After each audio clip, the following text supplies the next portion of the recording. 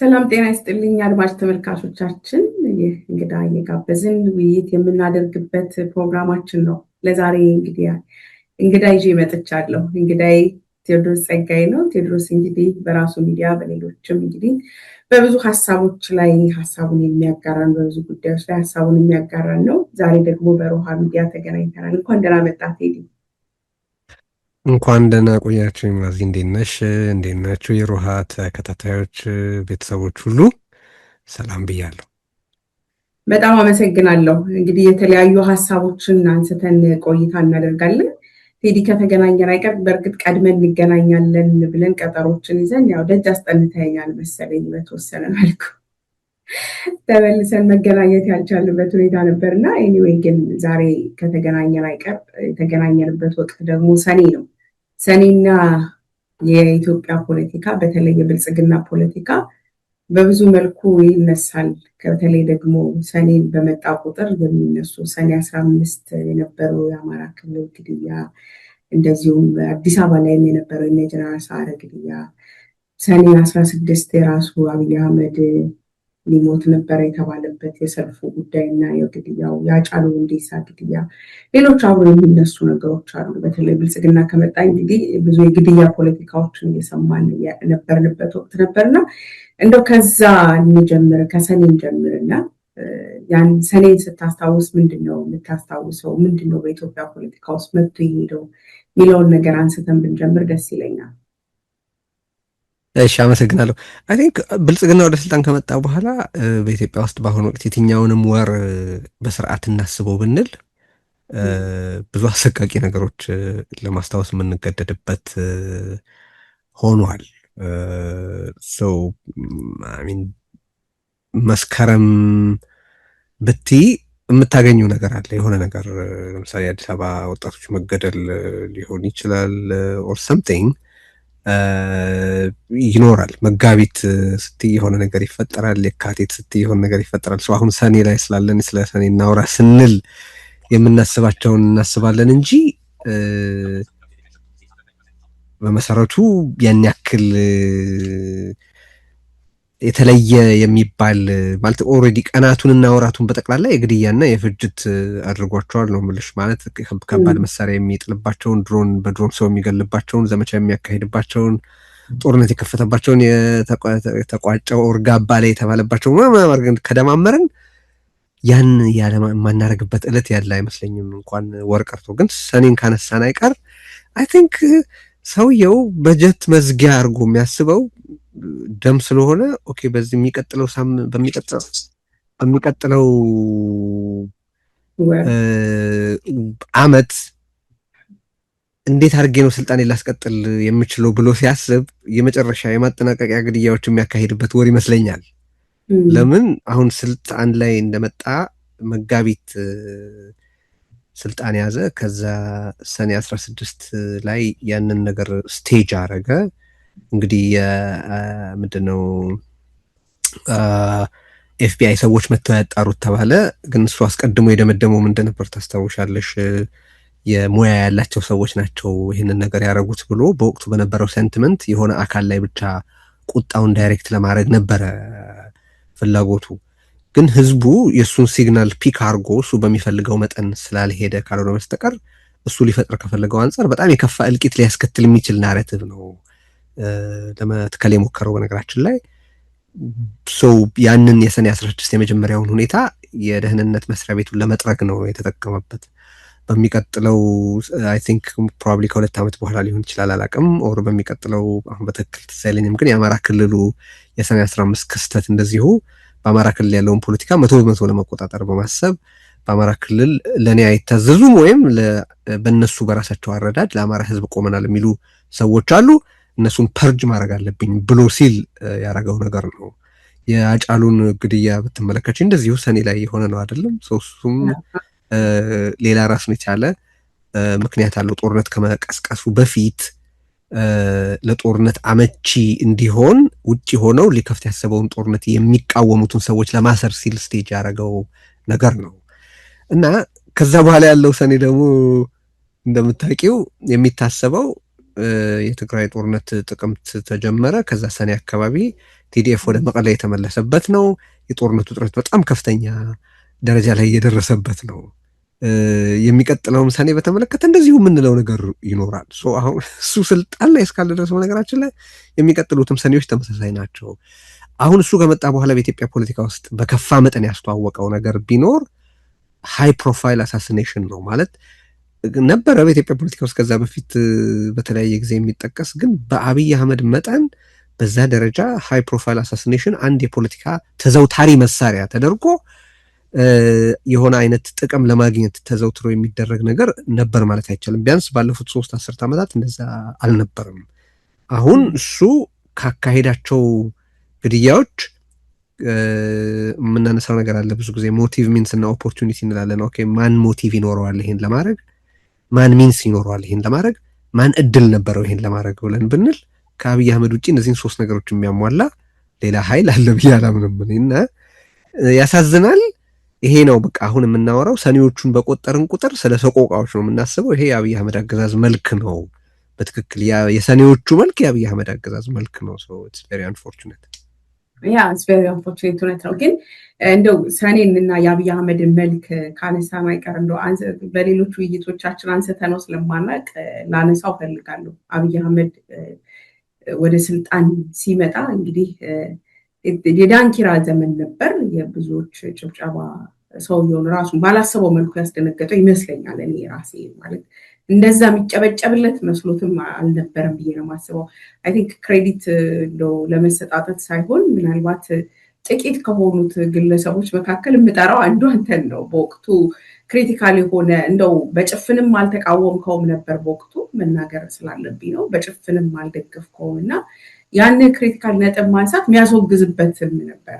እንደው መደገፍም በክሪቲካሊ መደገፍ ራሱ ደስ አይልም ነበር። ጭፍን ድጋፍ ነበር የሚፈልገው እና ያኔ እንደው አንስተነው ስለማናውቅ እንድናነሳው ስለፈለኩ ነው። ትዝታም አይደለም ቢካዝ ያንን የድምር ውጤት እየኖሩ ያን የመነዘርን ስለሆነ የምንኖረው ማንሳቱ ተገቢ ነው እና ያን ወቅት ላይ የምታስታውሰው ነገር ብትነግረኝ ደስ ይለኛል። ማለት ዝም ብሎ ጠንቋይ እንደተባለው ጠንቋይ ስለነበር ነው ወይስ እነሱ የተለዩ ሰዎች ስለሆኑ ወይም ደግሞ ተንኮለኞች ስለነበር ነው በወቅቱ ክሪቲካል የነበርከው? ምን ነበር የምታስታውሰው የዛን ወቅት ብታነሳው ደስ ይለኛል ቴዲ። ተንኮለኛ በጣም ያስቃል ነው ሲባል ስለምሰማ ነው። ልክ ነሽ እና በጣም ደስ የሚል ጥያቄ ነው። በነገራችን ላይ መነሳት አለበት ብዬም አምናለሁ። እኔ ማለት ያለፈበት ጉዳይ አይደለም። ከዛ በኋላ ብዙ መዘዝ ያስከተለ ብዙ ችግር የፈጠረ ነገር ነው እና በሚገባ ዲስከስ መደረግ ያለበት ነገር ነው እና መነሳቱ በጣም ደስ ይለኛል። አሁን እኔ በወቅቱ የነበረው ነገር ጸጋዬ ገብረመድህን የሚለው ነገር አለ። አይ ቲንክ ማነው ምንትስ ላይ ይመስለኛል ጠልተናል ጥሉ በልተናል ብሉ ነው የኛ ነገር የሚለው ነገር ማለት የሆነ ቡድን እኔ ትክክል ነው ብዬ አምኛለሁ therefore ሐሳቤን እገልጻለሁ ብቻ አይደለም የሚለው በኢትዮጵያ ፖለቲካ ውስጥ ስትመለከቱ እኔ የጠላሁት ኦር እኔ የወደድኩትን በኔ መጠንና በኔ መንገድ ካልወደደው ጠላት ነው የሚል በጣም ኋላ ቀር የሆነ አስተያየት አለ። በሱ ላይ ኮሌክቲቭ የሆነ ዩፎሪያ ተጨምሮበት እንዴት ነገሩን ከባድ ሊያደርገው እንደሚችል ማሰብ ይቻላል። ግን ቀላል ጥያቄ ነው እኔ ጠይቄ ነበር ያኔ ከሰዎች ጋር ስንነጋገር እንዲህ እናንተ እዚህ ሀገር የሆነ ሜትሮ ውስጥ ስትገቡ ወይም ራይድ ስትጠሩ ኦር የሆነ ቦታ ወክ ለማድረግ ስትነሱ ወዴት እንደሆነ ታውቁ የለም ወይ? ኦር የሆነ ሰው የሆነ ቦታ እንሂድ ሲላችሁ ወዴት ብላችሁ ተጠይቁ የለም ወይ? ስለዚህ ይሄ ሰውዬ አገሪቱን ወዴት ነው የሚወስዳት ብሎ ለመጠየቅ ለምንድን ነው የማትፈልጉት እላችኋለሁ። ወዴት ነው የሚወስዳት?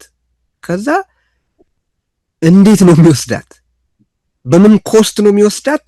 በምን ፕሮሰስ ነው የሚወስዳት ብሎ መጠየቅ በነገራችን ላይ በጣም ቤዚክ ነገር ነው።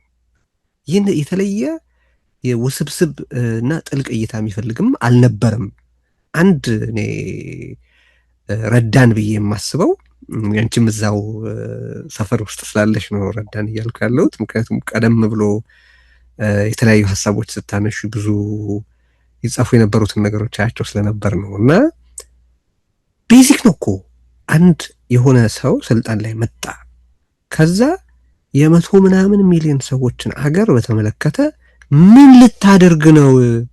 ቤት ነው ወዴት የምትወስደን ብሎ መጠየቅ በጣም በጣም የመጨረሻው ሀሁ መሆን የነበረበት ነው። የፖለቲካ ሀሁ መሆን የነበረበት ነው። እመለስበታለሁ ወደኋላ። ግን ከአንድ 3-4 ዓመት በኋላ ያኔ አብይ አህመድን በመደገፍ ሰክረው የነበሩ አንዳንድ ወዳጆቼን አገኘው እና አንዳንዶቹ ኦንላይን በሚጽፉት ነገር የተነሳ አንድ ጓደኛዬ አሁን እኔ ባሏ ምን ይላታል ብዬ አስብ ነበር ነው እኮ የምልሽ። የምትጽፈው ነገር በጣም አስገራሚ ከመሆኔት ምንድነው ዛሬ ፊቱ ላይ ማዲያት አለ እንዴ ምንድነው ነገሩ ምናምን ሁሉ አይነት ነገር ነው የነበረው። ሳይኮፈንሲ ነው የምልሽ። እና ይህን ግን አይቶ ባሏ ምን ይላል እስከምል ድረስ ያለ ድጋፍ ነበረ የምትሰጠው። እንደዛ አይነት ሰዎችም ነበሩ በስፋት አገሩ በጠቅላላ በዛ ደረጃ ያለ እብደት ውስጥ ነበር። እና ጠየቁኝ እንደዚህ ምንድን ነው ግን ያኔ ነገሮችን በስርዓት ያስባለህ የነበረው ነገር ምንድን ነው ብለው ይጠይቁኛል። እና እኔ ወደ ራሴ ዝርዝር ነገር መግባት አያስፈልገኝም። አሁን ቀላል ጥያቄ ልጠይቃችሁ። ማለት መንግስት ብሎ ነገር እንዴት በዚህ መጠን ይደገፋል? እንኳን የሰዎች መንግስት ኢየሱስ እኮ እዚህ መጥቶ በነበረበት ጊዜ በዛ ደረጃ እኮ ድጋፍ አላገኘም። ማለት በቢሊዮን የሚቆጠሩ ሰዎች የሚከተሉት ሃይማኖት ምክንያት ነው ክራይስት። በወቅቱ በነበረበት ጊዜ እኮ የዛ አይነት ድጋፍ አላ ሃይማኖት በጣም በጣም በጣም አወዛጋቢ ፖለቲካ ውስጥ የሰዎች ህይወት ሊወስን የመጣ በጣም ብዙ የተቃረኑ ኢንትረስቶች ያሉበት አገር ውስጥ መንግስት እንዴት በዚህ መጠን ይደገፋል? በመሰረቱ መንግስት በአጠቃላይ is a necessary evil። ከመንግስት ውጪ የመንግስትን ሚና የሚተካ ሌላ ስትራክቸር የሰው ልጅ ስላልፈጠረ ወይ የሰው ልጅ ስነ ባህሪ ስላልፈቀደ ነው እንጂ እኮ የሚያስፈልግ ኢቭል ተብሎ ሌብል የሚደረግ ነው። ለምን? ስልጣን እጁ ላይ፣ ገንዘብ እጁ ላይ፣ ሚዲያ እጁ ላይ ይኖራል። ስለዚህ ከቅጥ በላይ ፓወርፉል ይሆናል። ያ ፓወርፉል የሆነ ማሽነሪ በሆኑ ግለሰቦች ይዘወራል። እነሱ ሰዎች በህግና በቼክስ ኤንድ ባላንስ ካልታሰሩ የመባለግ እድላቸው በጣም ከፍተኛ ነው። ይሄ የአፍሪካ ይሁን የካናዳ ይሁን የአሜሪካ፣ የአውስትራሊያ፣ የኤስያ ምናምን it doesn't matter። መንግስት የተባለ ነገር አለልጓም ከተለቀቀ የመባለግ እድሉ ኦልሞስት 100% ነው። ስለዚህ መንግስት ብሎ ፍጥረት እንዴት በዚህ መጠን ይደገፋል? እንኳን የኢትዮጵያ መንግስት እንኳን አብይ አህመድ እኮ ነው ማለት እኔ ያኔ ከስልጣን ላይ ከወጣ በኋላ አንድ ወር በ3 ሳምንቱ ነው በአንድ ወሩ ባለስልጣናት ሰብስቦ ያሰለጠነበትን ቪዲዮ ተመልክቼ ወይ ጋር ሲክ አልኩኝ። ምክንያቱም እነዛ የካቢኔዎቹ አባላት የነበሩ ሰዎች ከሞላ ጎደል እሱ ያለው ኤክስፒሪየንስ የነበራቸው ሰዎች ናቸው። ጀስት ጠቅላይ ሚኒስትር ስለሆነ ብቻ በ3 ሳምንቱ ላሰልጥናችሁ ብሎ ሲሰበስብ፣ ጋዜጠኛ ሰብስበው ስለ ጋዜጠኝነት ላሰልጥን ሲል፣ ከያንያን ሰብስበው ስለ አርት ላሰልጥን ሲል፣ 7ኛ ንጉስ ትሆናለህ ብላኛለች እናቴ ሲል ለማንም ፕሪንሲፕልድ ለሆነ ሰው እዛ ጋር ማብቃት አለበት። ይሄ ሰውዬ በመልኮት ንጉስ እንደሆነ የተመረጥኩ ብሎ ያምናል ማለት በራሱ በገዛ ራሱ ቴስቲሞኒ ያረጋገጠው ነገር ነው። ከዛ በኋላ ከዚህ ሰውዬ ዴሞክራሲያዊ ቫልዩ መጠበቅ ኦልሞስት ጅልነት ነበር ብዬ ነው የማስበው። ግን ምን መደረግ ይችል ነበር? ኦኬ ይሄንን ያልተገረዘ የንግስና አባዜ ስልጣኑን ሳያደላድል እንዴት አድርጎ መግረዝ ይቻላል የሚለው ላይ በፍጥነት ሊያወራ የሚገባው ኢሊት ያንን ካለ በኋላ እንደውም ባሰበት ልሽ ይችላለሁ ድጋፉ። እዚህ ዋሽንግተን ዲሲ መጥቶ ወደ ጊዜ እኮ ከቀዳሚዎቹ ስብሰባዎች በፊት አርብ ማታ የነበረው የምሁራን ስብሰባ ነበረ እና እዛ የተገኙት ሰዎች የህግ ባለሙያዎች፣ በትልልቅ ተቋማት የሚሰሩ ሰዎች፣ የዩኒቨርሲቲ ፕሮፌሰሮች ምናምን ነበሩ። ስብሰባው በአንድ ቃል ይገለጽ ቢባል ሄል አብይ አህመድ ማለት አብይ አህመድ በቃ 1000 ዓመት ንገስ የሚል መልእክት ነው የተላለፈለት። እና እኔ ይሄ ቢያንስ 2-3 ነገሮች ይናገራል እንደው ካነሳ ነው አይቀር ከዛሬ ጋር የሚተሳሰረውን ነገር ፖይንት አውት ለማድረግ ነው።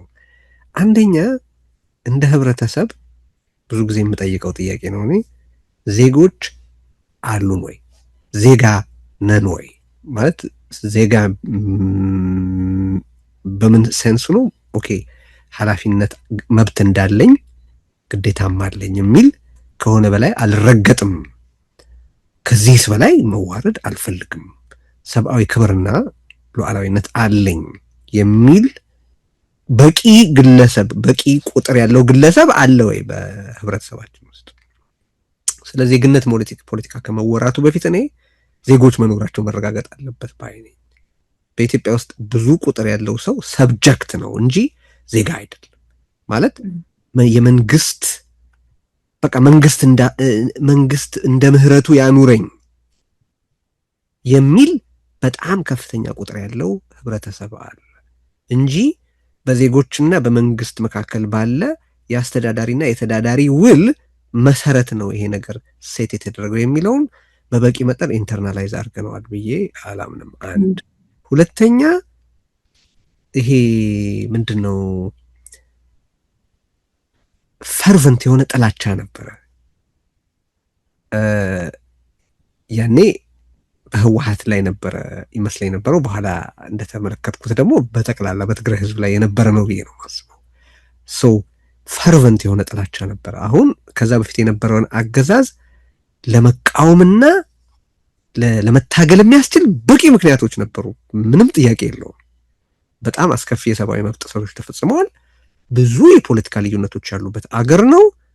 ጀኑንሊ የአገሩ ደህንነት አደጋ ላይ ወድቋል ለማለት የሚያስችል ብዙ ምክንያት ስለነበር በሰብአዊ መብት ጥሰቱ ምክንያትና በፖለቲካ አመለካከት ምክንያት ስርዓቱን ለመቃወምና ለመታገል በቂና ከበቂ በላይ ማቴሪያል ነበር። ግን የሚያስቀው ለነጻነት የተደረገን ትግል ነጻነትን በመሰዋት ሬስኪው የማድረግ ኦክሲሞሮን መታየቱ ነው በጣም የሚያስቀው። ሰው ጥላቻ የብዙ ሰዎችን ጀጅመንት ጋርዶ ነበረ። ከዛ ግን እኔ በጣም የሚያስጨንቀኝ ኦኬ ሰው ራሱን እየከተተ አያስብም ወይ? ምንድን ነው ማለት ራሱን እየከተተ አያስብም ወይ ስል አንድ ኦክቶበር 2018 አንድ ጽሁፍ ጽፌ ነበረ። መደራጀት አሁን መደራደርም ዛሬ ነው፣ አምባገነን እያዋለድን ነው እና የአዲስ አበባ የገደል ጫፍ እንቅልፍ ነው። ትዝ አለኝ ርዕሱ የአዲስ አበባ የገደል ጫፍ እንቅልፍ ነበር ርዕሱ። ኢትዮጵያስ ጋዜጣ ላይ ነበር የወጣው እና እነዚህ ሰዎች የተማሩት ከኢህአዴግ ከቀደሙ ማለት እነሱም ስልጣን ላይ እኮ ነበሩ፣ ግን ከቀደሙ አለቆቻቸው የተማሩት አለመጨቆንን አይደለም፣ ያጨቋቆን ስልት ለውጥ ነው የተማሩት። ፊት ለፊት ያውለበልቧቸው የነበሩትን የአምባገነንነት የምናምን ተምሳሌቶች ከኋላ ልክ እንደ ደብተር ከኋላ ኪሶቻቸው ነው እንጂ የወሸቋቸው ሌላ ያደረጉት ለውጥ የለም። አሁን ለአብይ አህመድ እየተሰጠ ባለው ድጋፍ የከፋ አምባገነን እያዋለድን ነው። ፓወሩን ኮንሶሊዴት ሳያደርግ በፊት ካልደረስንበት የከፋ ነገር ይመጣል የሚል ጽሁፍ ነው። ያኔ እሱን ጽሁፍ ጽፈው እኔ መቼ ነው እንግዲህ መጋቢት ስልጣን ይዞ በ7 ወሩ ነገር መሆኑ ነው። ሰው አምባገነን እያዋለድን ነው። ይህንን አምባገነን በኋላ ቁጭ ብለን የሰቀልነውን ቆመን ማውረድ የማንችልበት ሁኔታ ይመጣል። የሆነ ያለው እጅግ አደገኛ ነገር ነው። አሁን ብዙ ሰው ያኔ የነበረውን መከፈት ከነጻነት ጋር ያምታታው ነበረ። ማለት አምባገነን ስልጣኑን እስኪያደላድል ድረስ ያለችውን መስኮት ከነጻነት ጋር ያምታታል። ግን በኢትዮጵያ ከዚህ በፊት ተመሳሳይ ነገሮች ነበሩ። ለምሳሌ ደርግ 67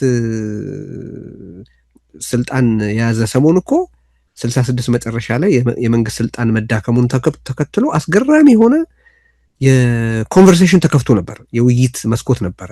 ጋዜጣ እንደ ልብ ይጻፋል፣ ክርክር ይደረጋል፣ ምን ይባላል። ኢቨን ደርግ የሚገርምሽ ያንን አይነት አዋጅ አውጥቶ እንኳን እስከ 1969 ድረስ ስልጣኑ በሚገባ እስኪደላደል ድረስ የሆነ መስኮት ነበረ፣ ይጻፍ ነበር፣ በየጋዜጣው ክርክር ይደረግ ነበር። ያ ግን ስርዓቱ ዴሞክራቲክ በመሆኑ የመጣ ሳይሆን ስርዓቱ በሚገባ ሞኖፖሊ ኦፍ ፓወር ባለማረጋገጥ ምክንያት የመጣ ነበረ። ከ1983 እስከ 1997 የነበረው ጊዜ በአንጻራዊነት ሰፋ ያለ የመናገር ነጻነትን የነበረበት ነው ሊባል ይችላል። በአንጻራዊነት ከነ ችግሩ ከነ እንከኑ ማለት ነው። እሱንም ቀላል የማይባለውን ፓርት ስርዓቱ በሚገባ በቃ መሬት ተክያለሁ ብሎ እስኪያምን ድረስ የከፈተው ዊንዶ ነው ልትይ ትችላለሽ። አንዳንዱን በምዕራባውያን ፊትም እንትን ሆኖ ለመታየት በምዕራባውያን ፊትም ዴሞክራቲክ ሆኖ ለመታየት የሚደረግ ነው። ምክንያቱም የኢህአዴግን ኦር የህወሓትን እውነተኛ መልክ ሄደሽ የምታየው ትግራይ ነው። ትግራይ ነው በአንጻሩ ፍጹም የሆነ አፈናን የነበረው ማለት ምንም የግል ጋዜጣ መግባት የማይችልበት ምናምን that's their true color። አዲስ አበባ ላይ ግን ስልጣኑ በቅጥ እስኪደላደልና ዓለም አቀፍ ህብረተሰቡ ትረስት እስኪያደርግ ድረስ ግን የተደቀቀ ቦታ ነበረ ልትይ ትችላለሽ። ከ2010 እስከ 2012 13 የነበረው ከዛ የሚለይ አልነበረም። ኢንፋክት በፍጥነት ነው እየጠበበ የሄደው የሚገርምሽ ያ ዊንዶው። አሁን በዛ ሁሉ 40 ምናምን ዓመት ውስጥ ትግል ውስጥ ቆይቻለሁ የሚለው ፖለቲካል ኢሊት ይሄንን አምባገነን ስልጣኑን እስኪያደላደል የተከፈተውን በር ከነጻነትና ከዲሞክራሲ ጋር አምታቶ ነው እኮ ያ ሁሉ ቱመታ የነበረው እና ብዙ ነገር እኔ ያ ሞመንት መጠናት ያለበት መተንተን ያለበት መልሶ ሪቪው መደረግ ያለበት እና መጸጸትም ያለበት ተጸጽቶ ስህተት የሰራውን ስህተት ሰርቶ ከዚህ ተምሮ ካልሄደ በስተቀር ዝም ብሎ እየተድፈነፈነ ነው ማለት ችግር እየተፈጠረ ያለልሽ ነው። ሶሪ ጊዜ ወሰድኩ። በጣም ጥሩ ነው። ለምን ማንሳታችን እንዳልኩት ከሌሄም ብሎ ነበር ከሌሄም ብሎ ነበር ብሎ ለመባባል ወይ ብዬ ነበር ለማለት ሳይሆን የዛን ምንዛሬ ነው እየኖር ነው ያለ ነው እና መጠናቱ እንዳልከው የሚጸጸተውን በአግባቡ መጸጸት ብቻ ሳይሆን ከጸጸቱ ምን ይመነዘራል፣ ምን ይስተካከላል፣ ድጋሚ ላለመፈጠሩ ምን ይደረጋል የሚለው ነገር በደንብ መታየት ስላለበት ነው። አንዳንዴ ምን አስባለሁ መሰረት ቴዲ የአብይ አህመድ ካራክተር ብቻ ሳይሆን የራሱ የኢሊቱ የፖለቲካል ማህበረሰቡ ካራክተር ራሱ በጣም አብይ አህመድን ወይ በፍጥነት ያለውን ነገር አውጥቶ እንዲያሳየን አድርጎታል ወይ ደግሞ ያላሰበውን ነገር ቅድም የምሁራኖቹ ስብሰባ አንስተዋል። ምሁራኖቹን ለብቻቸው ሲጠራቸው ምናልባት አብይ አህመድ የተለየ ቻሌንጅ ኤክስፔክት አድርጎ ሊሆን ይችል ነበረ። ነገር ግን 1000 ዓመት ግዛን የሚል ማጠቃለያ ሆኖ ሲመጣ ራሳችን እንደ ማህበረሰብ ራሱ ምን ተጠየቁ ውስጥ የምንገባበት ነው ብዬ ስለማስብ ነው። ዞሮ ዞሮ ግን አብይ አህመድ መጣ። ከዛ በኋላ ግን እንደው ወደ ዛሬ ጉዳያችን ላምጣውና ሰፋ አድርገን ማየት ካለብን በዚህ ሁሉ ሂደት ውስጥ ምን አተረፍን? ትግራይ ምን ላይ ናት? አማራ ምን ላይ ነው? ኦሮሚያ ምን ላይ ነው? አዲስ አበባ ምን ላይ ነው ብንል ምንድነው ገጽታው? እንዴት ይገለጻል አሁን ያለው ነባራዊ ሁኔታ? በነገራችን ላይ በጣም የተሳሰረ ነገር ነው ያልሽው፣ ትክክል ነው። በጣም በጣም የተሳሰረ ነገር ነው ማለት ያኔ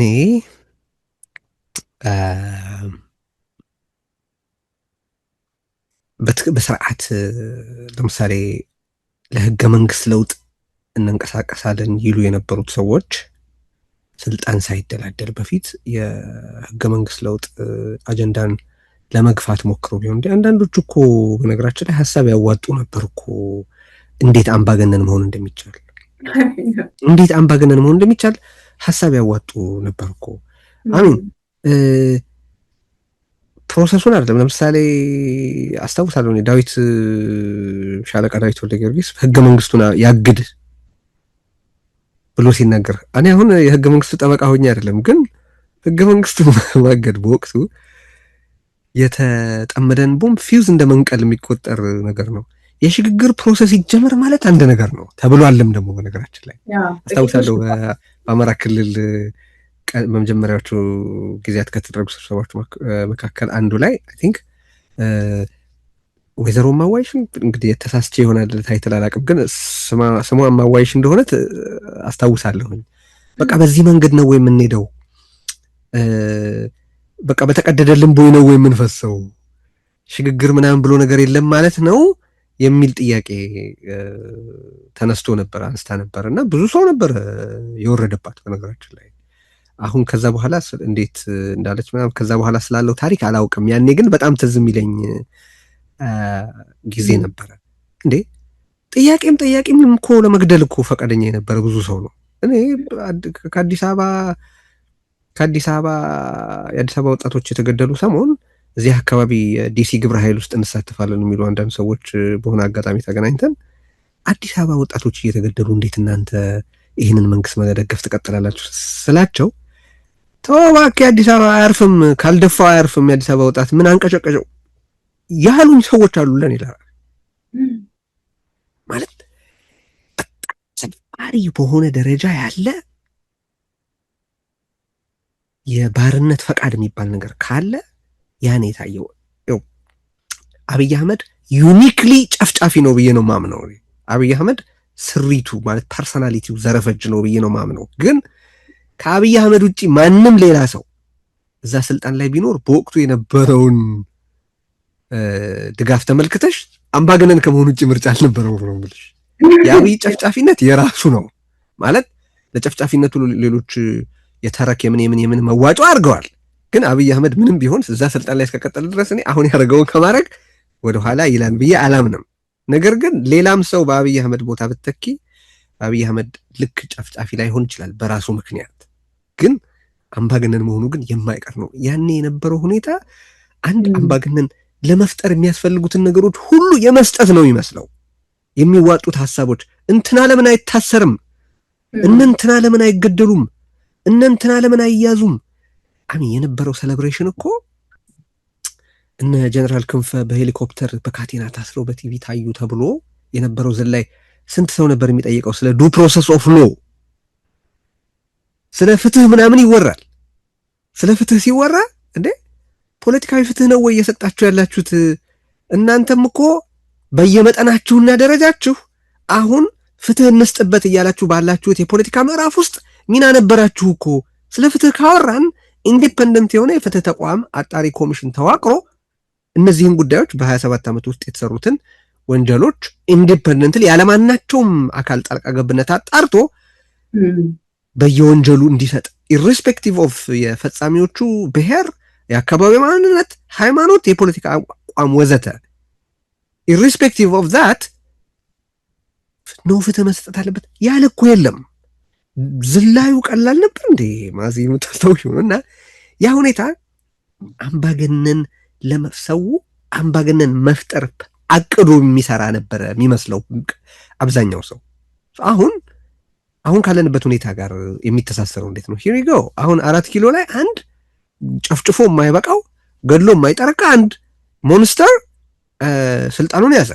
ስልጣኑን ያዘ ብቻ አይደለም፣ ስቴቱን ኦልሬዲ በጣም ሃይሊ ሴንትራላይዝድ የነበረውን ስቴት ፐርሰናላይዝ አድርጎ በቁመቱና በወርዱ ከርክሞ ማለት ሊትራሊ ኤንድ ፊገሬቲቭሊ ነው ማወራሽ። ለምሳሌ አብይ አህመድ ወደ ስልጣን ሲመጣ የኢትዮጵያ መንግስት በእያንዳንዱ የኢትዮጵያ ቀበሌዎች ላይ ቁጥጥር ነበረው። አሁን የት ነው ያለው? አሁን አብይ አህመድ ወደ ፈለገው የሀገሪቱ ክፍል ሄዶ መናገር ይችላል፣ መሄድ ይችላል። እዚህ ነገር የለም። አብይ አህመድ ሲመጣ ስቴት ስትራክቸሩ ኢንታክት ነበር። በተቃውሞ በምን ችግር የተፈጠረባቸው ቦታዎች ነበሩ።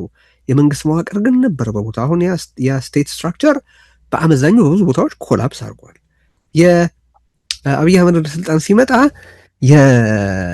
የአገሪቱ ኢኮኖሚ አሁን ካለው በተሻለ ሁኔታ ነበር። የኢንፍሌሽን የምን እሱ እኔ ወደ ስልጣን ስመጣ ደሞዝ መክፈል የሚቻልበት ካዝና አልነበረም ምናምን ይላል። የመንግስት ካዝና ነው ኢኮኖሚ አድርጎ የሚያስበው። እሱ የሚለው እውነት ነው ብዬ አላምንም። ቢሆን እንኳን የኢኮኖሚው ሪፍሌክሽን ነው ተብሎ ሊባል የሚችል አይደለም። በአጠቃላይ ኢኮኖሚያዊ ሁኔታዎቹ ምን ይመስሉ ነበር ብንል ከአሁኑ ሁኔታ የተሻሉ ነበሩ። ያ ነበር ለህዝቡ ዲዘርቭ የሚያደርገው እያልኩ አይደለም። አሁን ካለው ሁኔታ አንጻር ካየነው ግን በ8 ዓመት ውስጥ ምንድን ነው የሆነው? ስለዚህ ያኔ የኢትዮጵያ ግዛት ውስጥ ያን ያህል ትርጉም ባለው ደረጃ የሚንቀሳቀስ የሽምቅ ወይም አማጺ ቡድን አልነበረም። አንድ ቀበሌ በሆነ አይነት አማጺ ስር ነበር ሊባል የሚችል አልነበረም። አሁን ያለው ሁኔታ ምንድን ነው ብሎ መጠየቅ ነው። በወቅቱ በነበረበት ሁኔታ የትኛውም የውጭ ኃይል በኢትዮጵያ ግዛት ውስጥ አልነበረም። አሁን ግን አለ፣ በየአቅጣጫው ነው። አያውም በሁሉም መልኩ ከተመለከት ነው የሀገሪቱ ሉዓላዊነት ኮምፕሮማይዝ ሆኗል። የሀገሪቱ የመንግስት መዋቅር ፈራርሷል። የሀገሪቱ መንግስት ተብዬው የግዛት ቁጥጥር ላሽቋል። የሀገሪቱ ኢኮኖሚ ተንኮታኩቷል። የህዝቡ ኑሮ በአሰቃቂ ደረጃ ምንድነው ወድሟል። ማለት በጣም በጣም በጣም ኑሮ ተወዷል። እንድ ያኔ በኢትዮጵያ ውስጥ አብይ አህመድ ከመጣ በኋላ አብይ አህመድ እስኪመጣ ባለው አንድ ክፍለ ዘመን ውስጥ ያልሞተ ሰው በአብይ አህመድ የስልጣን ዘመን በጦርነትና በረሃብ እና ከጦርነት ጋር በተገናኙ ክልከላዎች ምክንያት ሞተዋል። ሶ የአብይ አህመድ የ8 ዓመት ቆይታ እውነተኛ መገለጫዎቹ እነዚህ ናቸው። ማለት የግዛት ቁጥጥሩ ጉዳይ የኔ አስተያየት አይደለም። ለምሳሌ ማለት በአማራ ክልል፣ በትግራይ፣ በኦሮሚያ፣ በሌሎች አካባቢዎች ያለው ሁኔታ ኢትስ ሃርድ ፋክት ማለት ነው። የሽምቅ ውጊያ ኦር በአጠቃላይ መንግስትን ተገዳዳሪ የሆነ የትጥቅ ትግል የሚያካሂዱ ኃይሎች ጉዳይ የኔ አስተያየት አይደለም። በትግራይ ያለው ይታወቃል፣ በአማራ ያለው ይታወቃል፣ በኦሮሚያ ያለው ይታወቃል፣ በጋምቤላና በቤንሻንጉል ያለው ይታወቃል። የውጭ ኃይላት በኢትዮጵያ ውስጥ ያልነበራቸው ፕሬዘንስ እና አሁን ያላቸው ፕሬዘንስ ይታወቃል። ያኔ የኤርትራ ሰራዊት ኢትዮጵያ ውስጥ አልነበረም። የሱዳን ሰራዊት የኢትዮጵያን ግዛት አልወሰደም። የደቡብ ሱዳን ታጣቂዎች የኢትዮጵያን ከተማ ስም አልለወጡም። አልሸባብ ኢትዮጵያ ውስጥ ገብቶ ጥቃት አይፈጽምም ነበር፣ ወዘተ ወዘተ። አብይ አህመድ ከመጣ በኋላ እነዚህ ሁሉ ሆነዋል። እነዚህ የኔ አስተያየቶች አይደሉም። የብር ቨርስስ ዶላር ምንዛሬ ያኔ የነበረውና አሁን ያለውን በተመለከተ የምናገረው የኔ አስተያየት አይደለም። በማናቸውም ኦብጀክቲቭ በሆነ መለኪያ የምንመለከተው ያለፉት 8 ዓመታት ለኢትዮጵያ የከፉ ዓመታት ናቸው። ናው ምን ይላል አብይ አህመድ መሰለሽ? አንድን ከተማ በማየት እኮ ማን እንደሚመራው በግልጽ ማወቅ ይቻላል ይላል። እሱ በብለጭለጩንና ማጌጡን ለመግለጥ ነው እንደዛ የሚለው። ፋይን እንውሰደውና ያንን ፎርሙላ አንድን አገርም እኮ በማየት ማን እየመራው እንደሆነ ማወቅ ይቻላል። ከተማ ብቻ አይደለም። እና አሁን ኢትዮጵያ በ10 ሚሊዮኖች የሚቆጠሩ ሰዎች መራባቸው ሀቅ ነው። የኑሮ ውድነቱ በከፋ ደረጃ ላይ መድረሱ ሀቅ ነው። ደም አፋሳሽ ጦርነት እየተካሄደ መሆኑ ሀቅ ነው። ከሚሊዮን በላይ ሰዎች መሞታቸው ሀቅ ነው። የውጭ ሰራዊት በኢትዮጵያ ግዛቶች ውስጥ መምነሽነሹ ሀቅ ነው። የውጭ ኃይላት በኢትዮጵያ ጉዳይ ውስጥ እስከ አንገታቸው ጠልቀው መግባታቸው እውነት ነው። ሶ የኢትዮጵያ መልክ በአሁኑ ወቅት የአብይ አህመድ መልክ ነው። ከተማ ከንቲባውን የሚያሳይ ከሆነ አገርም የመሪውን ጨለማ አእምሮ ያሳያል። አሁን ኢትዮጵያ ያለችበት ጨለማ ሁኔታ የአብይ አህመድ አእምሮ ሪፕሊካ ነው። ራሱ ሴት ባረገው ሎጂክና ፎርሙላ መሰረት ነው እና አሁን ያለንበት ሁኔታ ይሄ ነው በእኔ አስተያየት። ቴንኪዩ ቴዲ። ወደ ቀጣዩ ጥያቄ በደንብ ይወስደኛል። ይህን ሁሉ ነገር እንግዲህ ስለ ጦርነቱ ደግመን ደጋግመን የተናገርነው ነው። በየአቅጣጫው በቃ ደም አፋሳሽ ጦርነት አለቀ ተብሎ ይጀመራል፣ አዳዲስ ይከፍታል። የተጀመሩትንም እንደገና ካቆመበትም ለመጀመር ያኮበክባል። ዞሮ ዞሮ ደግሞ ነባራዊ ሁኔታ የኢትዮጵያ መልኳ አሁን የገለጽከው ነው እና እኔ በጣም የሚያሳስበኝ እንደው ብዙ ሰው ስለ ጦርነት አጠቃላይ ስለ ሁሉም ነገር በኋላ እናነሳቸዋለን፣ ጸረ አገዛዝ ትግሎችን ምናምን የሚደረጉትን በየአቅጣጫው ግን እንደው እንድናየው የፈለጉት ህዝባዊ እምቢተኝነት እና ሰላማዊ ትግል። እንግዲህ ሰላማዊ ትግል የራሱ እንግዲህ ልኬት ሊኖረው ይችላል፣ የራሱ መገለጫ ሊኖረው ይችላል።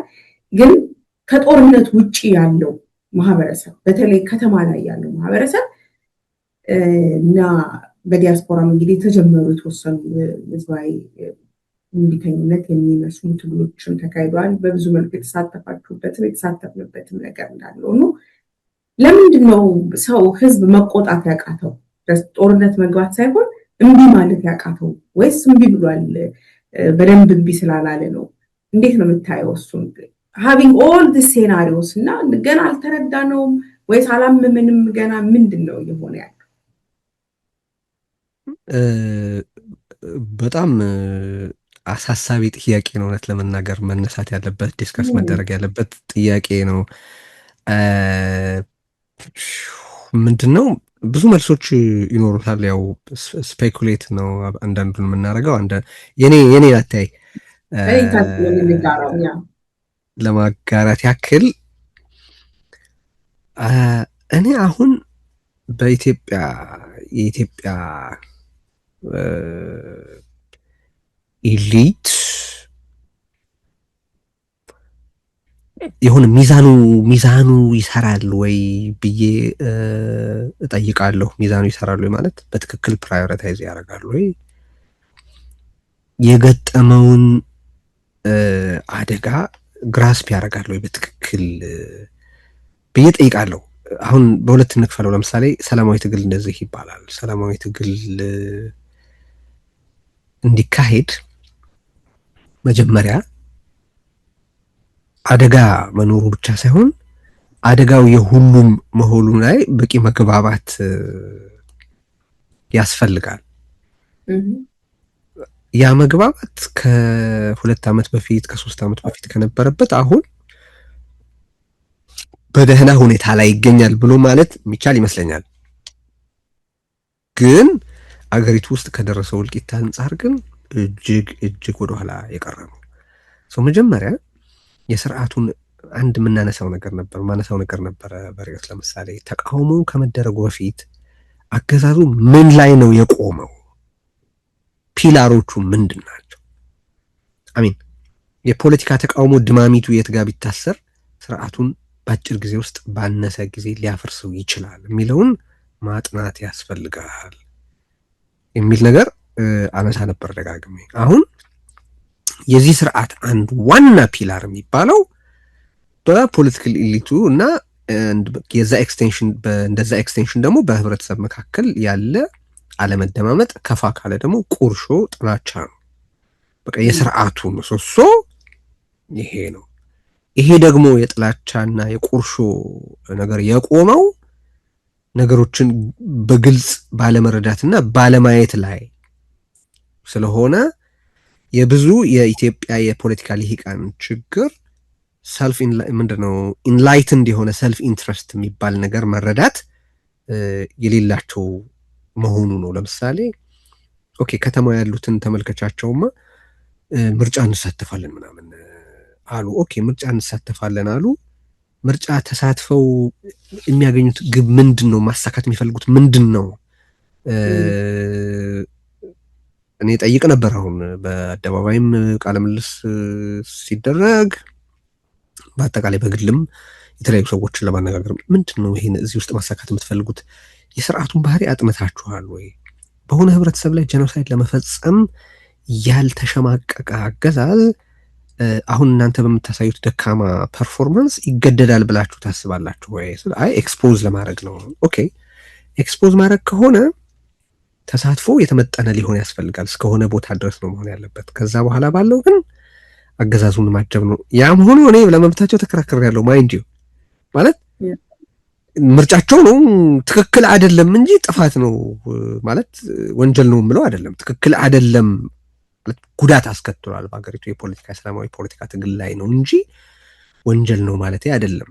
ያኔ በፋኖ ወጥቶ በነበረው መግለጫ ላይ ያችን ነጥብ ተቃውሞ ያለው ነው ምና ትክክል እኔ እሱን ማድረግ ልክ አይደለም ብዬ ነበር ማምነው። አሁንም እንደዛ ነው ማምነው። ግን ፖለቲካሊ እናወራ በፖለቲካ ወሰን ስር ሆነን ካወራን ግን ለምሳሌ ትብብር የሚባለው ድርጅት ፓርላማ አልገባም እስከ ምርጫው ተሳትፎ ወንበር አሳይን እስኪደረግለት ከጠበቀ በኋላ ፓርላማ አልገባም ማነሳው ይህ አጠቃላይ የፖለቲካ ቲንኪንግ ፕሮሰሳችንን ችግር ለማሳየት ነው እንጂ እነሱን ሲንግል አውት ለማድረግ አይደለም። ግን የሚያሳየው ነገር አለ። እንዴት ነው አንድን ትልቅ ኮዝ ማለትም የህብረተሰቦች ህልውና የአገር ህልውናን አደጋ ላይ የጣለ አገዛዙ በደቀነው አደጋ ግራቪቲ መጠን መፍትሄ ማምጣት እየሞከርን ያለ ነው ቢባል በቃ ይሄ አንድ ማሳያ ነው። ይህንን የመሰለ አገዛዝ እንደዚህ ነው እንዴ ምላሽ የምትሰጠው? እንደዚህ ነው እንዴ ማለት አብረኸው እስከ ምርጫው ተሳትፈ ምን ብለህ በምርጫ ወቅት ቦይኮት ሳታረግ ህዝብ ሳታንቀሳቀስ ምን ሳትል 5 ወንበር ተፈቅዶልሃል ስትባል አልገባም በማለት ነው መልስ የምትሰጠው። ከዛም በፊት አንድ ሰልፎች ይጠሩ ነበር። ሰልፎች ሲጠሩ በትብብር አካባቢ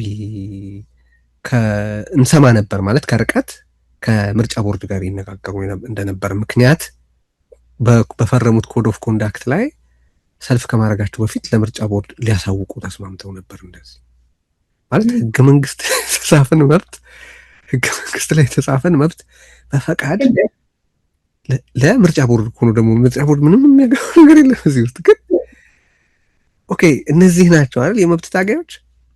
አም ሶሪ ይሄ ለእኔ በጣም አሳፋሪ ነገር ነው። ይህንን አሁንም የማነሳው ለምንድን ነው ያለውን አደጋና ለአደጋው ለመስጠት የምንሞክረው ነገር መካከል ያለው ርቀት በጣም አስደንጋጭ ነው። የሆኑ የላይት ይርዝ ርቀት ነው ያለው። ለምሳሌ አብይ አህመድ መጣ ፍቅር ያሸንፋል መደመር ምናምን ሲል ክሪቲካሎቹን ጥያቄዎች ጠይቆ እንዴት ይሁን ማለት ነበር ትክክለኛው ምላሽ።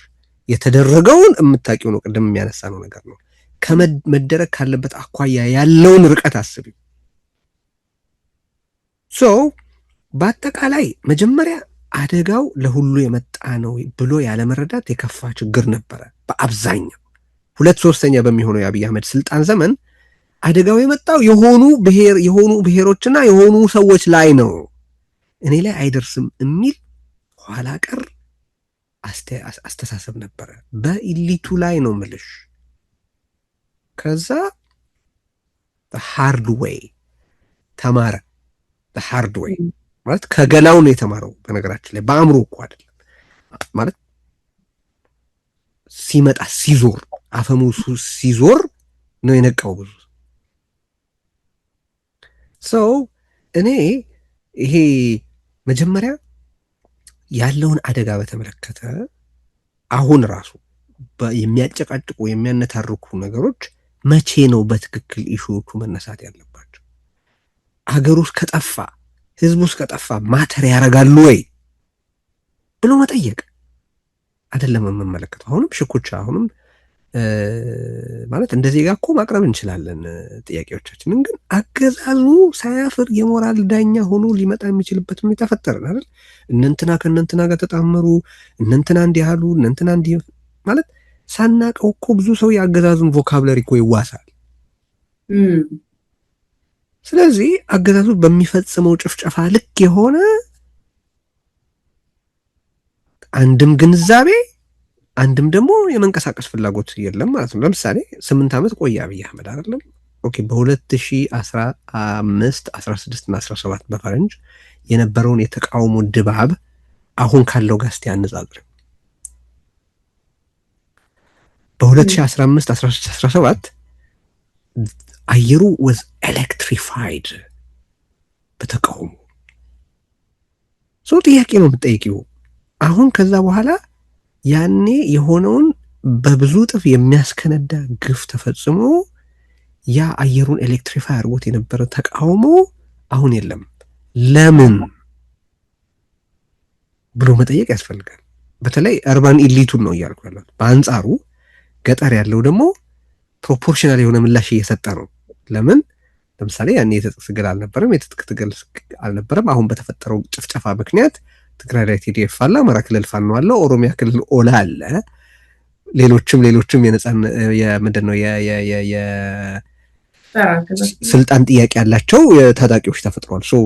አሁን ባለው ሁኔታ እውነት ለመናገር ገጠር ያለው ህዝብ ከከተማው የተሻለ የፖለቲካ ኮንሽንሰንስ አለው ማለት የሚቻል ይመስለኛል። ልልሽ ነው አለው። ምክንያቱም መልስ እየሰጠ ፋኖ ሰርቫይቭ ያደረገው የአማራ ህዝብ ስለደገፈው ነው ማለት። በብዙ ገጠር አካባቢዎች ያለው የአማራ ህዝብ የመንግስትን የሚገዳደር ኃይል በመደገፍ የተሻለ ቀን ሊመጣ ይችላል ብሎ አምኗል ማለት ነው አይደል? በትግራይ ቲዲኤፍ ሰርቫይቭ ያደረገው በገጠሮች ነው። ሚኒንግ ያ አካባቢ ይሄ ጨፍጫፊ አገዛዝ ከላያችን ላይ እንዲወርድ ያለው እድል ህይወታችንን ሰተንም ቢሆን መፋለም ነው የሚል መረዳት፣ አርባን ኢሊቱ የሌለው መረዳት በገጠሩ ህብረተሰብ ዘንድ አለ ማለት ነው።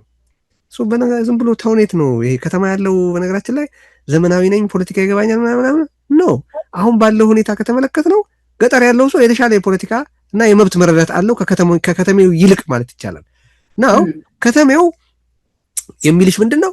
ኦኬ ሳልታጠቅ ምን ላድርግ ምናምንም ማን ነው ታጠቂ ያለ ማለት እሱ ሲሆን ከቻልክ ሂድና ተቀላቀላቸው ከመረጥክ። ግን እሱን አይደለም እኛ እያወራን ያለ ነው። ከተማ ውስጥ በፖለቲካ በከተማ ውስጥ በከተማ አውድ መደረግ የሚችል ስንት የፖለቲካ ትግል መንገድ አለ። ስንት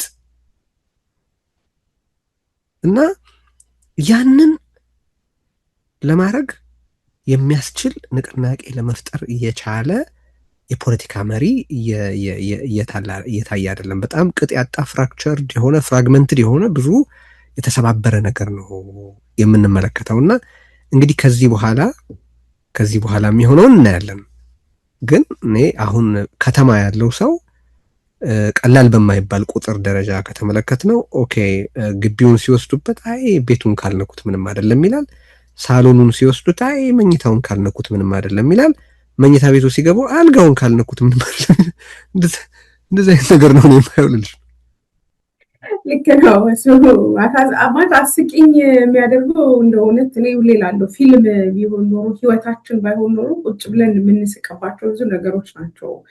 ግን ደግሞ ትራጀዲው የራሳችን ህይወት ነው እና እኔ እንዳልከው ወደዚህ ወደ ጸረ አገዛዝ ትግሉ ላምጣህ። እንግዲህ እንደዚህ አይነት ህዝባዊ እምቢተኝነቶች፣ የከተማ እንቅስቃሴዎች ጸረ አገዛዝ ትግልን መደገፍ ብቻ ሳይሆን ምንድነው እንዲጠናቀቅ በጣም ትልቅ እድል መስጠት የሚችል ፊውል መሆን የሚችሉ ናቸው እና የተቃኘበት መንገድ ከኤሊቱን ፐርስፔክቲቭ ሊሆን ይችላል። እንደገና ማህበረሰቡ ኤሊቱ የማህበረሰቡ ነጸብራቅ የተለየ ነገር የለውም እና ያ ቢመጣ መልካም ነው እና ወደ ተለያዩ ቦታዎች ያሉ ጸረ አገዛዝ ትግሎች የትብብር አጀንዳ በዚህም በዛም ሲጓተት እናየዋለን እና እኔ እንደው እሱን ስፔሲፊካሊ ከማንሳታችን በፊት መነሻም የሚሆነን እንደገናም ደግሞ ቀጥሎ የምናነሳውንም ሀሳብ ሊተማኝ ስለሚያደርገው ስለ ትግራይ ፖለቲካ ብናነሳ ቀድመን ደስ ይለኛል። በተለያየ መልኩ ገልጸዋል። ባለፈውም በደንብ እየሰማሁት ነበረ። ወቅታዊ የትግራይ ፖለቲካን በተመለከተ አሰላለፎቹን እንደዚሁ መሆን አለባቸው ያልካቸውን ነገሮች ገልጻቸዋል። በዛ ልክ እንደው በዝርዝር እንድትሄድበት ሳይሆን እንዳጠቃላይ ያለውን አሰላለፍ እናንሳና ከትብብሮች ጋር አያይዘን እናነሳዋለን። የትግራይ ፖለቲካ በጣም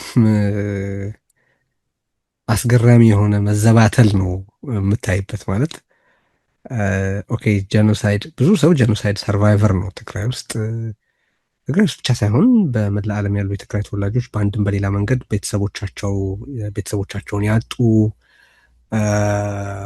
ጉዳት የደረሰባቸው ናቸው። በቅርብ ጉዳት ያስተናገዱ ቤተሰቦች ማለት ያላስተናገዱ ቤተሰቦች በቁጥር በጣም ትንሽ ይሆናሉ ብዬ ነው የማስበው። ማለት ከደረሰው ጉዳት ከተፈጸመው ወንጀል ስፋትና አሰቃቂነት አንጻር ስታይ ብዙ ሰው የጄኖሳይድ ሰርቫይቨር ነው እና አሁን ባለው ሁኔታ ያው የምታውቂው ነው፣ ብዙ ሰው የሚያውቀው ስለሆነ በዝርዝር አልሄድም። የፕሪቶሪያ ስምምነት ተፈረመ። የፕሪቶሪያ ስምምነት ከተፈረመ በኋላ ያ ቅድም የጠቀስኩት ይሄ ፖለቲካል ኢሊቱ ላይ ያለው ድንቁርና በተለየ መልክ ደግሞ የምታይበት አንድ ቦታ ትግራይ ነው ብዬ ነው የማስበው። በተለይ ስልጣን ላይ ያለው ፖለቲካል ኢሊት ማለት ነው። እና እኔ እኮ በነገራችን ላይ ኢቭን ከራሳቸው የተሰላ ጥቅም አንጻር ራሱ ስሜት የማይሰጥ ውሳኔዎች መወሰናቸው ነው የሚያስገርመኝ። ለህዝብ የሚሆነው ምናምን በኋላ ይመጣል። በብዙ ሀገር ሩሊንግ ኢሊት ወይ ገዢ ልሂቅ የሚባለው በጣም ስማርት ከሆነ በአነስተኛ ወጪ እጁ ላይ የያዘውን ማስቀጠል እንዴት እንደሚችል ነው የሚያስበው። በአነስተኛ ወጪ እጄ ላይ ያለውን ጥቅም እንዴት ማስጠበቅ እችላለሁ? ምክንያቱም ያንን ማስጠበቅ በጣም ኮስትሊ ከሆነ ከትርፍና ኪሳራ ስሌት አንጻር ካየሽው አያዋጣም ማለት ነው። ስለዚህ አጀስትመንት ይፈልጋል ማለት ነው አይደል? ስለ ህዝብ ስለምናምን እኮ አይደለም። በቃ ያ ለነሱ ጥቅም የሰጠ ኦርደርና ስታቢሊቲ በዝቅተኛ ወጪ እንዴት መቀጠል ይችላል? ኦኬ የነበረው ሞዴል በጣም ኮስትሊ ስለሆነ አዲስ ዘመንን የዋጀ ኢቭን ማለት በነሱ ጫማ ሆነሽ እንኳ ብታወሪ ጭቆና የሚያስቀጥል የተሻለ ሞዴል የትኛው ነው ብሎ እንዲያስብ ኤክስፔክት ታደርጊያለሽ አይደል? አንድ ስልጣን ላይ ነኝ አብዛኛው እኔ ዘንድ ነው የሚል ስብስብ ስልጣን ላይ ሲኖር ስማርት ከሆነ ማለት የሚሻለው መንገድ ሰፊ የሆነ ህዝባዊ ተሳትፎ ያለበት የፖለቲካ ሂደት ነው ዘላቂነት ያለው። ምክንያቱም ሴፍቲ ቫልቭ የሚባል ነገር አለ በስርዓቶች ውስጥ። ማለት ለምሳሌ አንድ የሆነ ማሽን ብዙ አሁን የሚሰሩ ትልልቅ ማሽነሪዎችን ኢቭን ኮምፒውተሮቻችን ሙቀት ሲኖር ሙቀቱን የሚያቀዘቅዙበት ፋን አላቸው። የፖለቲካ ማሽኖቹ እንደዛ አለ። ሴፍቲ ቫልቭስ አሏቸው። ቨንት ይሄ አየር በስርዓት ተመላልሶ አደጋ ተፈጥሮ ፍንዳታ እንዳይከሰት ወይም ጉዳት እንዳይደርስ በዛ በማሽኑ ላይ ጉዳት እንዳይደርስ የሚያደርግ የዲሞክራሲ ስርዓቶች አንድ ትልቅ ጥቅም ቁጣ ይገለጻል። ኦኬ በአደባባይ ሰዎች ይጽፋሉ፣ ይወጣሉ። የተወሰነ ያክል ጥረትና ድካም ሲያደርጉ ደግሞ ለውጥ ያደርጋሉ የሚል ተስፋ ይኖራል። ያ ተስፋ ትልቅ የሆነ ሴፍቲ ቫልቭ ነው ለስርዓት።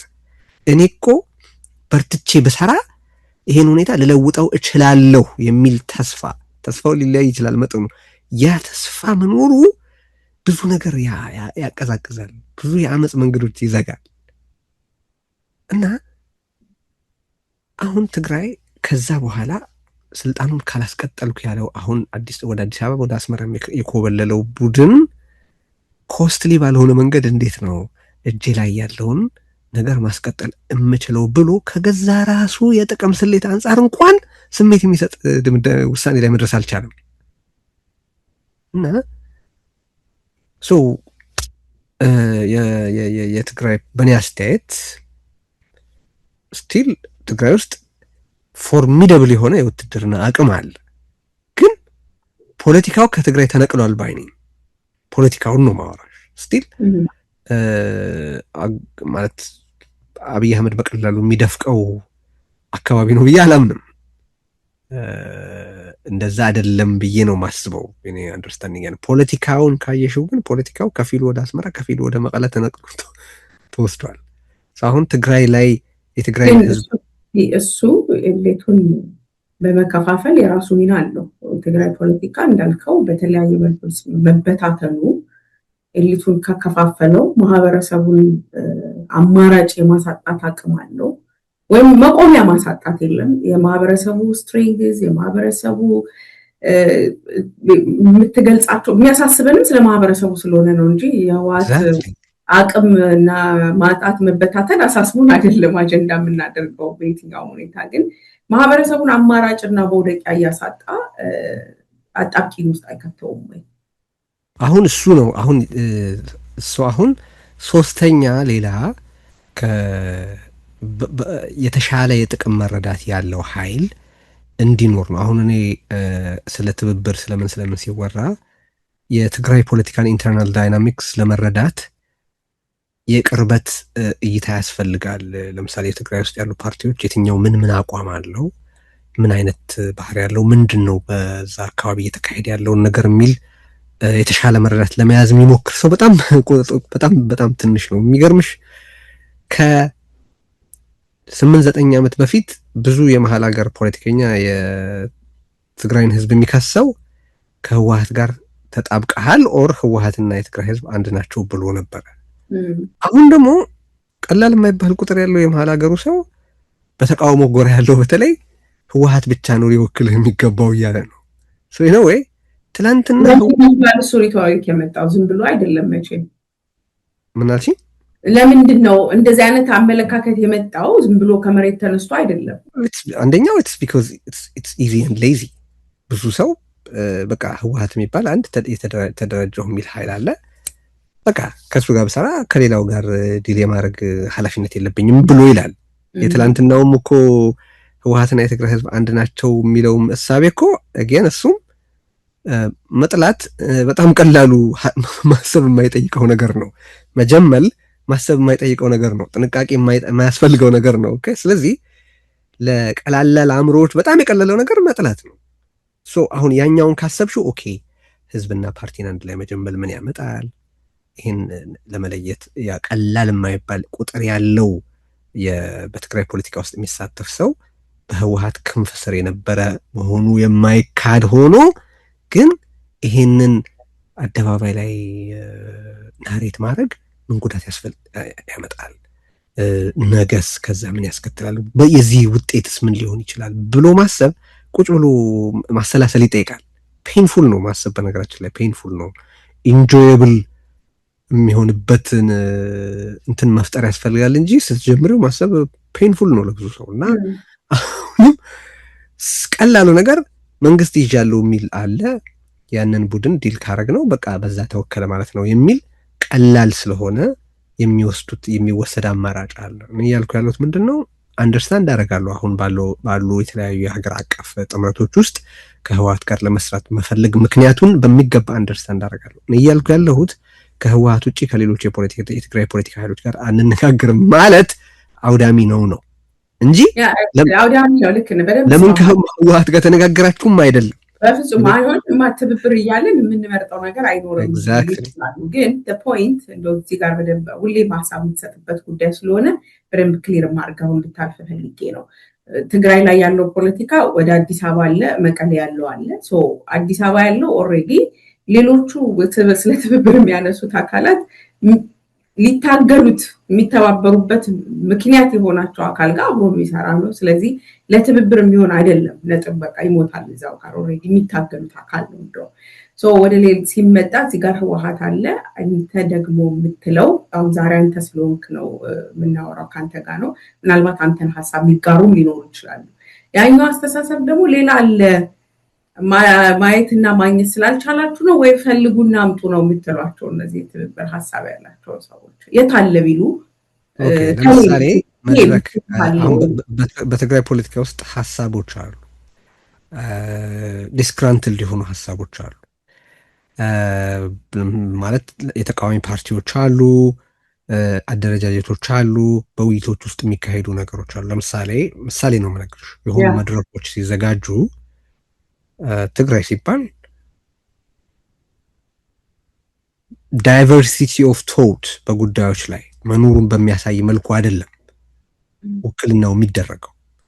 በቃ የሆነ ዶሚናንት ተብሎ የታሰበ ናሬቲቭ አለ። አክቹዋሊ ያ ናሬቲቭ ስልጣን ላይ ዶሚናንት ነው፣ በህብረተሰቡ መካከል ዶሚናንት መሆኑን ግን ያወቅንበት መንገድ የለም። አሁን በነገራችን ላይ በትግራይ ፖለቲካ ውስጥ ህወሓት በዚህ ልክ ቻሌንጅ የተደረገችበት በቃ በሰፊ ቁጥር ባለው ወጣት በዩ ሶሻል ሚዲያ ላይ በሚጽፉ ሰዎች በዩ በዚህ ደረጃ ቻሌንጅ የተደረገችበት ጊዜ መኖሩን እጠራጠራለሁ።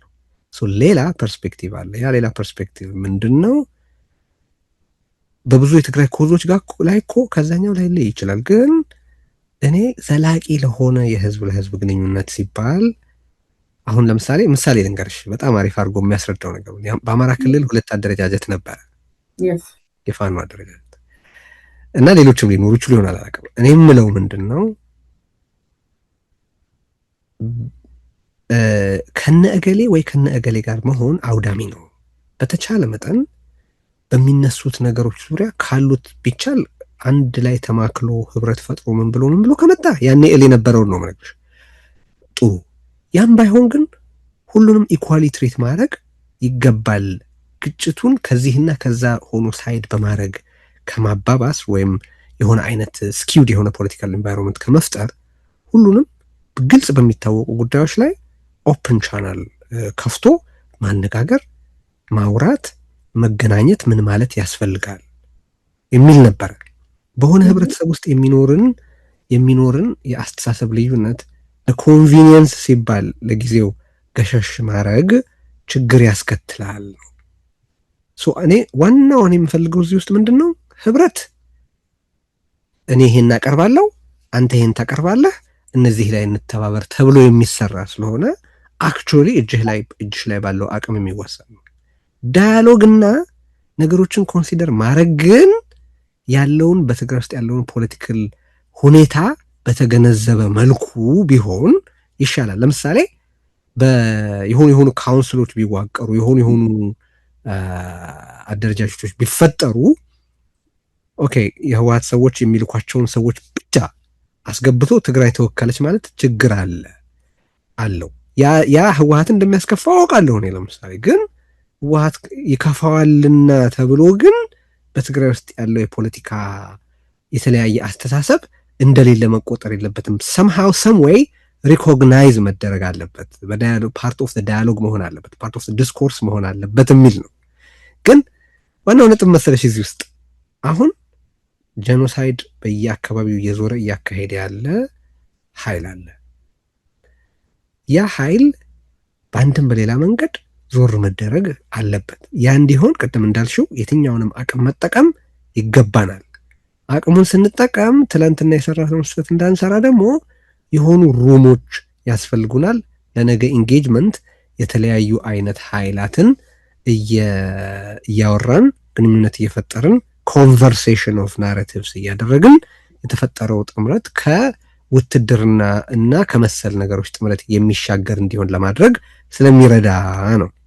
አሁን ፍራግመንትድ ነው የትግራይ ፖለቲካውን ነው እያልኩ ያለሁት እኔ። ውትድርናው ሌላ ነው። እሱን ለብቻ እናስቀምጠው። ብዙ የምናውቀው ብዙ ልንተነትንበት የምንችለው ነገር አይደለም። በነገራችን ላይ እኔም ራሱ በጣም ካልተገደድኩ በስተቀር በነገራችን ላይ ስለ ትግራይ ጀነራሎች የማውራት ፍላጎት የለኝም። ግን አስቸጋሪ ያደረጉብን ምን እያደረጉ መሰለሽ ማዚ፣ ይመጡና የፖለቲካ አስተያየት ይሰጣሉ። ስዊፒንግ የሆነ የፖለቲካ አስተያየት ይሰጣሉ። ያኔ ለማረም እና እነሱንም ሰው ሚስ ኢንፎርምድ እንዳይሆን ለማድረግ አስተያየት በጣም ትክክለኛ ነጥብ። ቀጥዬ ላነሳው የነበረውን ነገር ነው ያነሳውና አያይዘህ እንድታነሳው። እኔ አሁን ባልከው ነገር በደንብ አግሪ ያደርጋለሁ። በሀሳብ ደረጃ አይደለም ትግራይ ውስጥ ይቅርና አጠቃላይ ኢትዮጵያ ውስጥ ባለው ጉዳይ ላይ ፖለቲካሊ የተለያየ ሀሳብ ያላቸው ሰዎች ኢንተርቴን ይደረጉ በሚባልበት ትብብር ውስጥ እና የትብብር ንግግር መድረኮችም ካውንስሎች ወረቨር ብለን እንጥራቸው ውስጥ ከህወሓት ሌላ ስለ ትግራይ የሚናገር የለም ማለት ይሄ ጸረ አገዛዝ ስብስብ ሳይሆን የሚሆነው ጸረ አብይ ስብስብ ሳይሆን ህወሓትን የማስደሰት ስብስብ ነው የሚሆነው። ያ እንዲሆን መፍቀድ በራሱ ሌላ አጀንዳ ነው የሚሆነው። እሱ ላይ በደንብ እስማማለሁ። አንድ ነጥብ ግን አሁንም ስለ ፖለቲካል ቪው ላይ ነው፣ ግን ወታደራዊ ጉዳዩን ጠልቀን እንድንነጋገርበት ሳይሆን አንድ ትልቅ ስጋት ደግሞ አለ ከፊት የተደቀነ። ልክ የትግራይ ጉዳይ ሲነሳ አብሮ የሚነሳው አንዳንድ የትግራይ ፖለቲከኞችን አያለው። በቃ ትግራይ በፍጹም ጦርነት ከዚህ በኋላ ለትግራይ ህዝብ በቃ ማለት መቁጠር መጥቀስ ይቻላል። እንኳንስ አይደለም የጦርነት ሰለባ ሆኖ የከረመ ህዝብ ይቅርና አሁንም በዛው ህመም ውስጥ ያለ ህዝብ ይቅርና ጦርነት አይቶ ማያውቅ ሰው ምንም አይነት ጦርነት የሌለበት ሀገር ካነበበው ተነስቶ ስለ ጦርነት አስከፊነት መተንተን ይችላል፣ መናገር ይቻላል። ግን እነሱ ይቅር ስላሉ በማይቀርበት ሁኔታ ፊት ለፊታቸው የትግራይ አብይ አህመድ የሚባል የጦርነት ጎሳሚ በየደቂቃው እየጎሰመ ባለበት ሁኔታ እንደ ሀሳብ ኢንተርቴን የምታደርጉ አይደለም ሆኖ ጦርነቱ በቃ በር ላይ የተጋበዘ ጦርነት አለና በዚህ ወቅት የፖለቲካው ዲስመንትል መሆንና ወይም ደግሞ በአንድም በሌላ መልኩ ህወሓት የፖለቲካል የወታደራዊ ነገሩን ሴንትራላይዝ አድርጎ ከመያዙ አኳያ ስጋት አይሆንም ወይ? ህወሓት የሚባል ብቻውን መሆን አይችልም የሚለው ነገር ከዚህ ፐርስፔክቲቭ ምንድን ነው የሚሆነው? ብንታደል ኑሮ የትግራይ ሰራዊት ራሱን ችሎ የትግራይ ፖለቲካ ኃይሎች ኮመን ግራውንድ ሆኖ ከሌሎች ጋር ደግሞ በወታደራዊ ጉዳዮች በፖለቲካው እየተመራ የተሰናሰለ ትብብር መፍጠር የሚችልበት ሁኔታ ቢኖር ነበረ። በጣም ቤስት ሴናሪዮ ያልታደልንም የለም። መጀመሪያ በምን ልጀምር? መጀመሪያ ባነሳሽው ነጥብ ይሄ ጦርነት አያስፈልግም ብለሽዋል። በቃ ኢትስ ኦብቪየስ ጦርነት በመፈለግ ደረጃ ጦርነት መፈለግ የሚባል ነገር ጤንነት ሊሆን አይችልም። መፈለግ በሚባል ደረጃ ማለት ነው። አሁን እኔ ፓሲፊስት አይደለሁም ማለቴ የፈለገ ቢሆን ጦርነት መካሄድ የለበትም ምናምን የሚል አስተያየት የለኝም። ነገር ግን ጦርነት ሌሎች ምርጫዎች ሲሟጠጡ የፖለቲካ ግብ ለማሳካት ጥቅም ላይ የሚውል ኢንስትሩመንት የሚሆንበት ጊዜ አለ። ይሄንን በአብይ አህመድ ስልጣን ላይ መኖር ምክንያት የመጡት ጦርነቶች በነገራችን ላይ መምጣት ኖሮባቸው የመጡ ሳይሆን አብይ አህመድ እንዳይቀሩ ስላደረጋቸው የመጡ ናቸው። አብይ አህመድ ስልጣን ላይ እያለም ጦርነት ማካሄድ ምርጫ አይደለም፣ ግዴታ ነው ማለት መከላከል ነው የሚሆነው፣ ራስን መከላከል ነው የሚሆነው። ስለዚህ እኔ ለምሳሌ ልንገርሽ የትግራይ ጦርነት ሊቀር ይችል ነበር ብዬ አላምንም። አስሎንግ አዝ አብይ አህመድ ኢዝ ኢን ፓወር የትግራይ ጦርነት ሊቀር ይችል ነበር ብዬ አላምንም። እኔ እነዛን መከሳቸው ወይ ህዝቡን በቅጥ አላዘጋጃችሁት፣ አቅም ፈጥራችሁ ጦርነቱን እና ውድመቱን አልቀነሳችሁም አላሳጠራችሁም ብዬ ነው እንጂ ጦርነቱን ለምን አላስቀራችሁም ብዬ አይደል። አደጋው እየመጣ እንደሆነ ማንበብ ሲገባችሁ አላነበባችሁም። 2 ዓመት ከ8 ወር ነበረላችሁ። ሞልቶ የተረፈ ምልክት፣ ሞልቶ የተረፈ ማሳያ አብይ አህመድ ትግራይ ላይ ጦርነት ሊከፍት እንደሆነ እያያችሁ ምንም ርባና ያለው ዝግጅት አላደረጋችሁም። ርባና ያለው የፖለቲካ ስራ አልሰራችሁም። ርባና ያለው የዲፕሎማሲ ስራ አልሰራችሁም። and therefore ህዝቡን ከአብይ አህመድ ጥርሶች የመከላከል ኃላፊነታችሁን አልተወጣችሁም ነው እንጂ አብይ አህመድ ጦርነት ላይ እስካለ ድረስ ጦርነት ሊቀር አይችልም። ለምሳሌ ሰዎቹ የሚሉት ምንድነው? አንዳንዶቹ አብይ አህመድ ላይ እኮ ጦርነት ደጋፊዎቹ አብይ አህመድ ላይ እኮ ጦርነት ስለተከፈተ ነው ይሄን ጦርነት እኮ ከዛ በፊት እንዳሉት መንግስታት እኮ የትግል የሚያካሂዱ ኃይሎች ባይኖሩ ኖሮ ጦርነት አይካሄድም ነበር ምናምን ይላሉ። ለዚህ የሚባል ነገር የለም። ሶስቱን ማለት ፖለቲካሊ ትልልቅ የሚባሉትን ክልሎች ተመልከቻቸው። ኦሮሚያ ውስጥ ጦርነት የተከፈተው አብይ አህመድ የራሴ ኮንስቲትዩንሲ ነው የሚለው ኦር የራሴ ኮንስቲትዩንሲ ነው ማለት የራሱ ኮንስቲትዩንሲ ነው ተብሎ እንዲታሰብ በሚፈልገው ቦታ ነው። እዛ አካባቢ ጦርነት የከፈተው ምን ብሎ ነው? ህወሓት እኮ 27 ዓመት ስልጣን ላይ ቆየው ከትግራይ ምንም ተቃውሞ ስላልነበረበት ነው።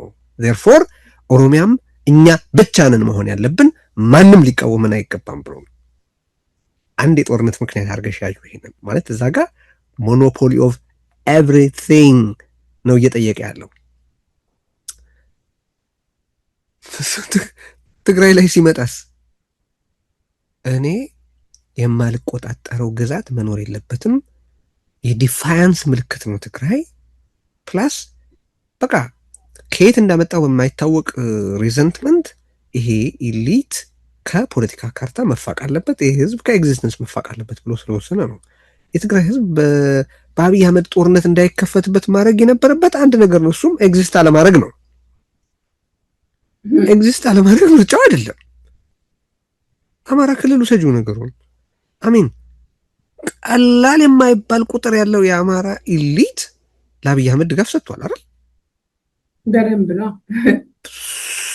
አሁን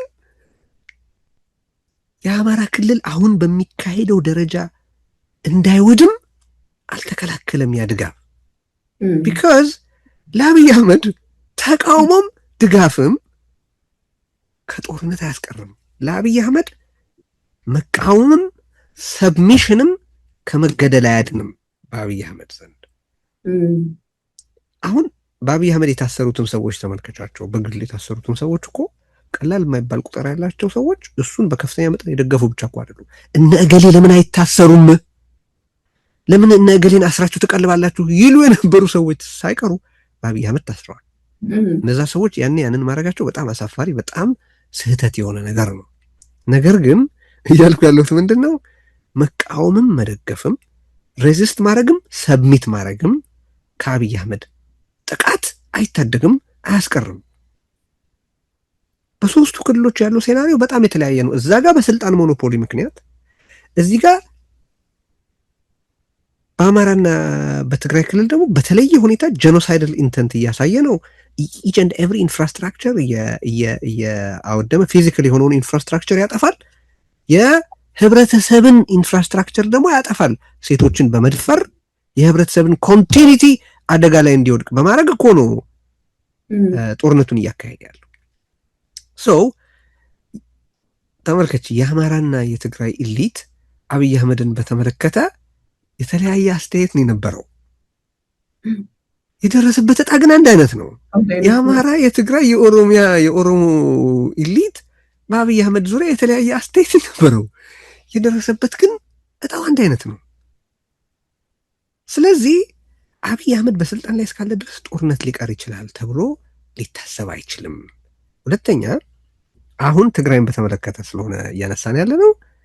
ጦርነት at this point in time በትግራይ ውስጥ ኢንክሉዥን መጠየቅ፣ ለምሳሌ ሰሞኑን የወጣውን አሰቃቂ አዋጅ በከፍተኛ ፕሬሸር ካምፔይን እንዲቀር ማድረግ፣ በወጣቶች ላይ እየተካሄደ ያለውን የግዳጅ አፈሳ መቃወም ይገባል። ቢካዝ ፖለቲካው በአፍጢሙ ስለተደፋ ነው የግዳጅ አፈሳ ያስፈልገው። ትላንትና በገዛ ራሱ ፈልጎ የት ናችሁ ብሎ ወደ ትግል የጎረፈ ወጣት አሁን ከየቤቱ እየታፈሰ እንዲኬድ የሚያስገድድ ሁኔታ የተፈጠረው ለምንድን ነው?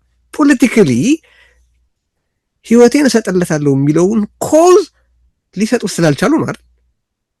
እዛ ጋር ይስተካከል ብሎ መጠየቅ አንድ ነገር ነው። አብይ አህመድ በስልጣን እስካለ ድረስ ግን የፈረቃ ጉዳይ ካልሆነ በስተቀር በእሳት ከመለብለብ የሚተርፍ ህብረተሰብ አለ ብዬ አላምንም። ሶ በሌላ ስታንዳርድ አምባገነን ማለት ፖለቲካውን ስልጣኑን እስካልተገዳደርሽበት ድረስ ኢኮኖሚካሊ የሆነ ነገር እየተጠቀመ ምን እያለ የሆነ አይነት ስታተስ ኮ የሆነ አይነት ስታቢሊቲ መፍጠር የሚፈልግ ማናቸውም አቨሬጅ አምባገነን ቢሆን እኮ ኦኬ ከምንሞት ከስር የፖለቲካ ስራ እየሰራን የህዝብ አስተሳሰብ ለውጥ እያመጣን ለህዝባዊ እምቢተኝነት የተመቸ ሁኔታ እየፈጠርን የተወሰኑ ዓመታት ማዝገም እንችላለን ሊባል ይችላል። ተደርጓልም ከዚህ በፊት። በአብይ አህመድ ስር ግን እንደሱ የሚባል ነገር ሊሰራ አይችልም። ምክንያቱም የአብይ አህመድ መንገዶች ሁሉ የሚያመሩት ወደ ፍጅትና ወደ ሞት ብቻ ነው። የተለያየ ጽንፍ ላይ ያለ አቋም የነበራቸው ሰዎች ከአብይ አህመድ አኳያ በአብይ አህመድ ዘንድ የደረሰባቸው እጣ ፈንታ ግን አንድ አይነት ነውና ነው። በጣም አመሰግናለሁ ቴዲ። ብዙ አንስተናል። የዚህ የጸረ አገዛዝ ወይም የጸረ አብይ አህመድ ትግልን በተመለከተ የመጨረሻ አንዱ ሀሳብ ሰተህበት ብናጠቃልል ደስ የሚለኝ የትብብር ጥያቄ ሲነሳ በፕሪንሲፕል ደረጃ ትብብር አያስፈልግም ብሎ ለመከራከር ከባድ ስለሆነ ከትብብር ጋር ተያይዞ የሚመጡ ሊሆን ይችላሉ ተብለው የሚነሱ ሊያስተባብሩ ይችላሉ የሚሉትን ሳይሆን ሊያስተባብሩ ይችላሉ የሚሏቸውን አጀንዳዎች የሚያነሱ ሰዎች አሉ። ትግራይና አማራማ እንዴት ብሎ ይሰራል?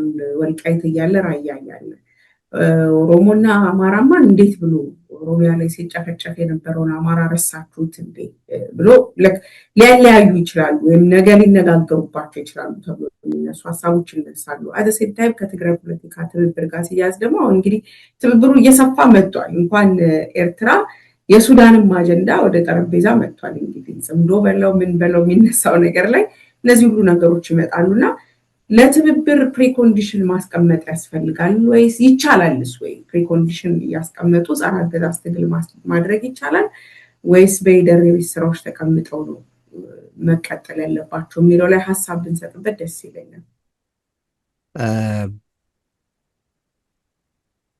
ተመልክቻለሁ። እኔም ያልሻቸውን ነገሮች ተመልክቻለሁ፣ አንብቤያለሁ። በጣም የሚያስገርመኝ ነገር ነው። ሁለት ነገር ልጥቀስ። አንደኛ እነዛ አሁን ከገሌ ጋር መስራት አይገባም ከገሌ ጋር መስራት አይገባም የሚሉ ሰዎች አንደኛ በሚሉት እንቆምለታለን ወይ ለመብቱ እንቆረቆርለታለን በሚሉት ህዝብ ላይ የህልውና አደጋ እንዳለ ያልተቀበሉ ናቸው። ሁለተኛ ሌሎቹ ከሚመጡ አገዛዙ ቢቀጥል ይሻላል ብለው የወሰኑ ናቸው። በነገራችን ለምንድን ነው እንደዚህ ብለው? ኦኬ ለምሳሌ የአማራ ህዝብ የህልውና አደጋ አለበት በሚለው ከተስማማን ህልውና የሚለውን ቃል በትክክል ካወቅ ነው ህልውና ምንድን ነው? ኢትስ ስቴት ኦፍ ሰርቫይቫል። በስቴት ኦፍ ሰርቫይቫል ወቅት የማትቧጥጩ ነገር አለ፣ የማትይዡ ነገር አለ። እዚህ ማለት ለመትረፍ ማለት ነው። ሰይ ጎርፍ እየወሰደሽ ከውሃው ኃይል ጋር የሚገዳደር ሌላ ድንጋዩንም ሳሩንም አፈሩንም ነው የምትይዡ አይደለም፣ ላለመወሰድና ላለመሞት። ህልውና ተብሎ አንድ ትግል ከተፈረጀ እኮ ህብረተሰብ በህብረተሰብ ደረጃ እንዳይቀጥል የሚያደርግ አደጋ ተፈጥሯል ማለትም ህብረተሰብ እንደ ህብረተሰብ ኤግዚስት ማድረጉ ሊያቆም ተቃርቧል ነው እየተባለ ያለው። ወይ አደጋው የህልውና ነው በሚለው አልተስማሙም። ከተስማማ ግን አንድ ሰው በእርግጥ የአማራ ህዝብ የህልውና አደጋ አለበት ካለ ህልው እንዲሆን እንኳን ኢትዮጵያ ውስጥ ካሉ እንኳን በአቅራቢያው ካሉ አገራት ጋር ቀርቶ የትኛውንም መንገድ ተጠቅሞ ሰርቫይቭ ማድረግ ነው። ምክንያቱም በሰርቫይቫል ወቅት ሎ ኦፍ ኔሴሲቲ ነው ሰርቫይቭ የሚያደርገው ማን ነው ፕሪቬል የሚያደርገው የሚመራው ትግሉን ሎ ኦፍ ኔሴሲቲ። እዛ ውስጥ ስትራቴጃይዝ አታረጊም እያልኩ አይደለም፣ ፕላን አታረጊም ምናምን እያልኩ አይደለም። ገቨርኒንግ የሆነው ነገር ግን ህሉ ሆኖ መቀጠል ነው። ያምናሉ ወይ ያንን ብለው ነው? እኔ አምኑም ነበር። እናምናለን ቢሉ እንኳን ውሸት ነው። ምክንያቱም የቃሉን ግራቪቲ በትክክል ከተረዳ ነው አንድ ህብረተሰብ እንዳይቀጥል የሚደረገው እንዴት ነው? እንደ ህብረተሰብ ራሱን እንደ ህብረተሰብ ለመሰባሰብ የሚጠቀምባቸውን መዋቅሮችና እሴቶች ማፍረስ ነው እኮ። በነገራችን ላይ የአማራ ህልውና አደጋ ኖሯል ማለት እያንዳንዱ አማራ ህይወቱ ይጠፋል ማለት ነው እንዴ? ኮንሲደረብል በሆነ መጠን በርካታ የአማራ ብሔር ተወላጅ አባላት ሊገደሉ ይችላሉ ማለት እየተባለ ያለው ማለት በዚህ አደጋ ውስጥ እየተከሰተ ነው እያልን ያለ ነው። በጣም ከፍተኛ ቁጥር ያላቸው የአማራ ብሔር ተወላጆች እስካሁን እየደረሰባቸው ከነበረው ጥቃት በከፋ ደረጃ ይደርስባቸዋል። አንድ ህብረተሰቡ እንደ ራሱ እንደ ማንነቱ እንደ እሴቱ የሚመለከታቸውን ማህበራዊ መዋቅሮቹን ያጣል። ኮሌክቲቭሊ እንደ ህብረተሰብ ኤግዚስት የሚያደርግበት ሁኔታ ያቆማል። የጥቃት የጋራ ታርጌት ይሆናል፣ ይሳደዳል። ህሉ ሆኖ መቀጠሉ እንደ ኮሌክቲቭ ኤንቲቲ ህልውናው ያበቃል ነው እየተባለ ያለው። ይሄ አደጋ አለ ብሎ በማመንና ባለማመን መካከል ነው ያለው ልዩነት። በነገራችን ላይ ሊያድበሰብሱት ምናምን ሊያደርጉት ቢሞክሩ ሊሸሽጉት የማይችሉት ነገር ይሄ ነው። the same is about ትግራይ። በነገራችን ላይ እኔ አሁን ስለ ጦርነት ቅድም አነሳን። የህልውና አደጋ አለበት የትግራይ ህዝብ ብዬ አምናለሁ። የአማራ ህዝብ የህልውና አደጋ ገጥሞታል ብዬ አምናለሁ። እኔ ለምሳሌ ብዙ ጊዜ ተናግሬያለሁ። የትግራይ ህዝብ የህልውና አደጋ ገጥሞታል ብዬ አምናለሁ። ብዙ ጊዜ ተናግሬያለሁ። ያኮ በተግባር ያን ህብረተሰብ እንደ ኮሌክቲቭ ኤንቲቲ እንዲቀጥል የሚያስችሉትን እያንዳንዱን ማስተሳሰሪያ ገመዶች እየፈለገ የሚበጣጥስ የሚያረክስ ስርዓት 4 ኪሎ ላይ ቁጭ ብሏል። ይህን ግቡ አድርጎ ዲክሌርድ ኢንተንት እኮ ነው። በነገራችን ላይ ማለት በአደባባይ አብይ አህመድ እኮ አረም ካንሰር ምናምን ብሎ ጽፎ እንግዲህ እንደዚህ አይነት ነገሮችን በጣም ቶለሬት ያደርጋል። ማለት ቶለሬት ማድረጉ ስህተት ነው። ፌስቡክ ግን ለአልጎሪዝሙ ሲል ከቅጥ በላይ እነዚህን ነገሮች ቶለሬት በማድረግ የሚታወቅ ነው። በዚህም ምክንያት ክስ የተመሰረተበት $100 ሚሊዮን እንዲከፍል እየተጠየቀ ያለ በየአገሩ ነው እኮ የምልሽ ፕላትፎርም ነው።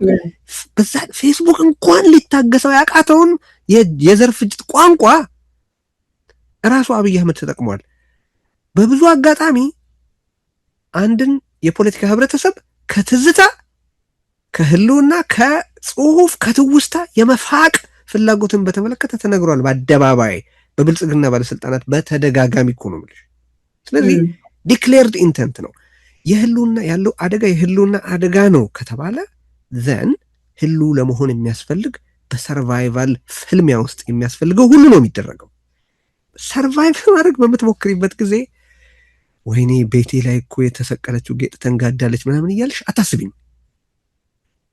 ለመሞት እያጣጣርሽ ባለሽበት ጊዜ የለበስኩት ልብስ እኮ አያምርብኝም ምናምን አይነት ወሬ አይኖርም ማለት በህይወት ውስጥ ቁም ነገር ይኖራቸው የነበሩ ብዙ ነገሮች፣ ለምሳሌ አንድ ሰው ላለመሞት ከፍተኛ ትግል እያደረገ ባለበት ወቅት የጀመርኩት ፕሮጀክት ሳያልቅ ምን ዋጋ አለው ምናምን፣ ምንም ያህል ጠቃሚ ቢሆን ያ ፕሮጀክት ነው እያልኩ ያለሁት አይልም። ኦር ማለቱ ስሜት አይሰጥም። ምክንያቱም ያ ሁሉ ነገር ሊኖር የሚችለው ከመኖር ቀጥሎ ስለሆነ ማለት ነው። አንዱ የምመለከተው ችግር እነዚህ ኮንቨርሴሽኖች ውስጥ ይሄንን የትግሉ ዲፋይን የተደረገበትን ነገር ኮሩን ባህሪውን አለመረዳት ነው። ወይ አለመረዳት ወይ በዛ ጉዳይ ላይ የተለየ አተያይ በመያዝ ምክንያት የሚመጣ ነው። አንድ እሱን እንይዛለን። አብይ አህመድ እንቃወማለን ብለው ግን ስቲል በኢትዮጵያ ውስጥ ያለ ጥምረትን በተመለከተ እንዲያ የሚሉ ሰዎች አሁን ለምሳሌ ምን ሊሉ ይችላሉ መሰለሽ? አክሰፕተብል የሆነ ነገር እኮ አለ። ኦኬ መስራት ይቻላል፣ ግን የውስጣችሁን ጥንካሬ ማረጋገጣችሁን ቼክ አድርጉ፣ ጥሩ ተደራዳሪዎች መሆናችሁን አረጋግጡ፣ በዚህ ምክንያት የሚመጣ ዘላቂ ጉዳት እንዳይኖር ተመልከቱ። ኦር ሌላ ማናቸው ማስተያየት እኮ ሊኖር ይችላል። ችግር የለኝም እኔ እሱ ላይ እንላለን። አሁን የትግራይ እንትን ውስጥ የህወሓት ሰዎችን በተመለከተ ካታጎሪክሊ ለምን ከሻዕቢያ ጋር ተገናኛችሁ አይደለም የምለው።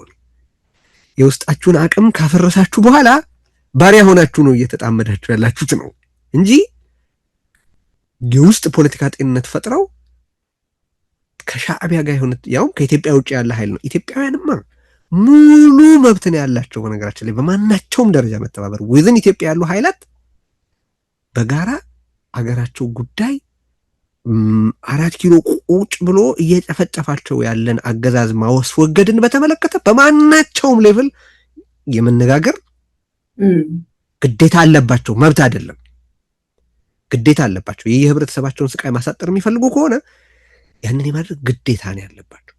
ያንን ባያረጉ ነው አብዲኬሽን ኦፍ ሪስፖንሲቢሊቲ የሚሆነው። ያንን ባያረጉ ነው ህዝባቸውን የበደሉት።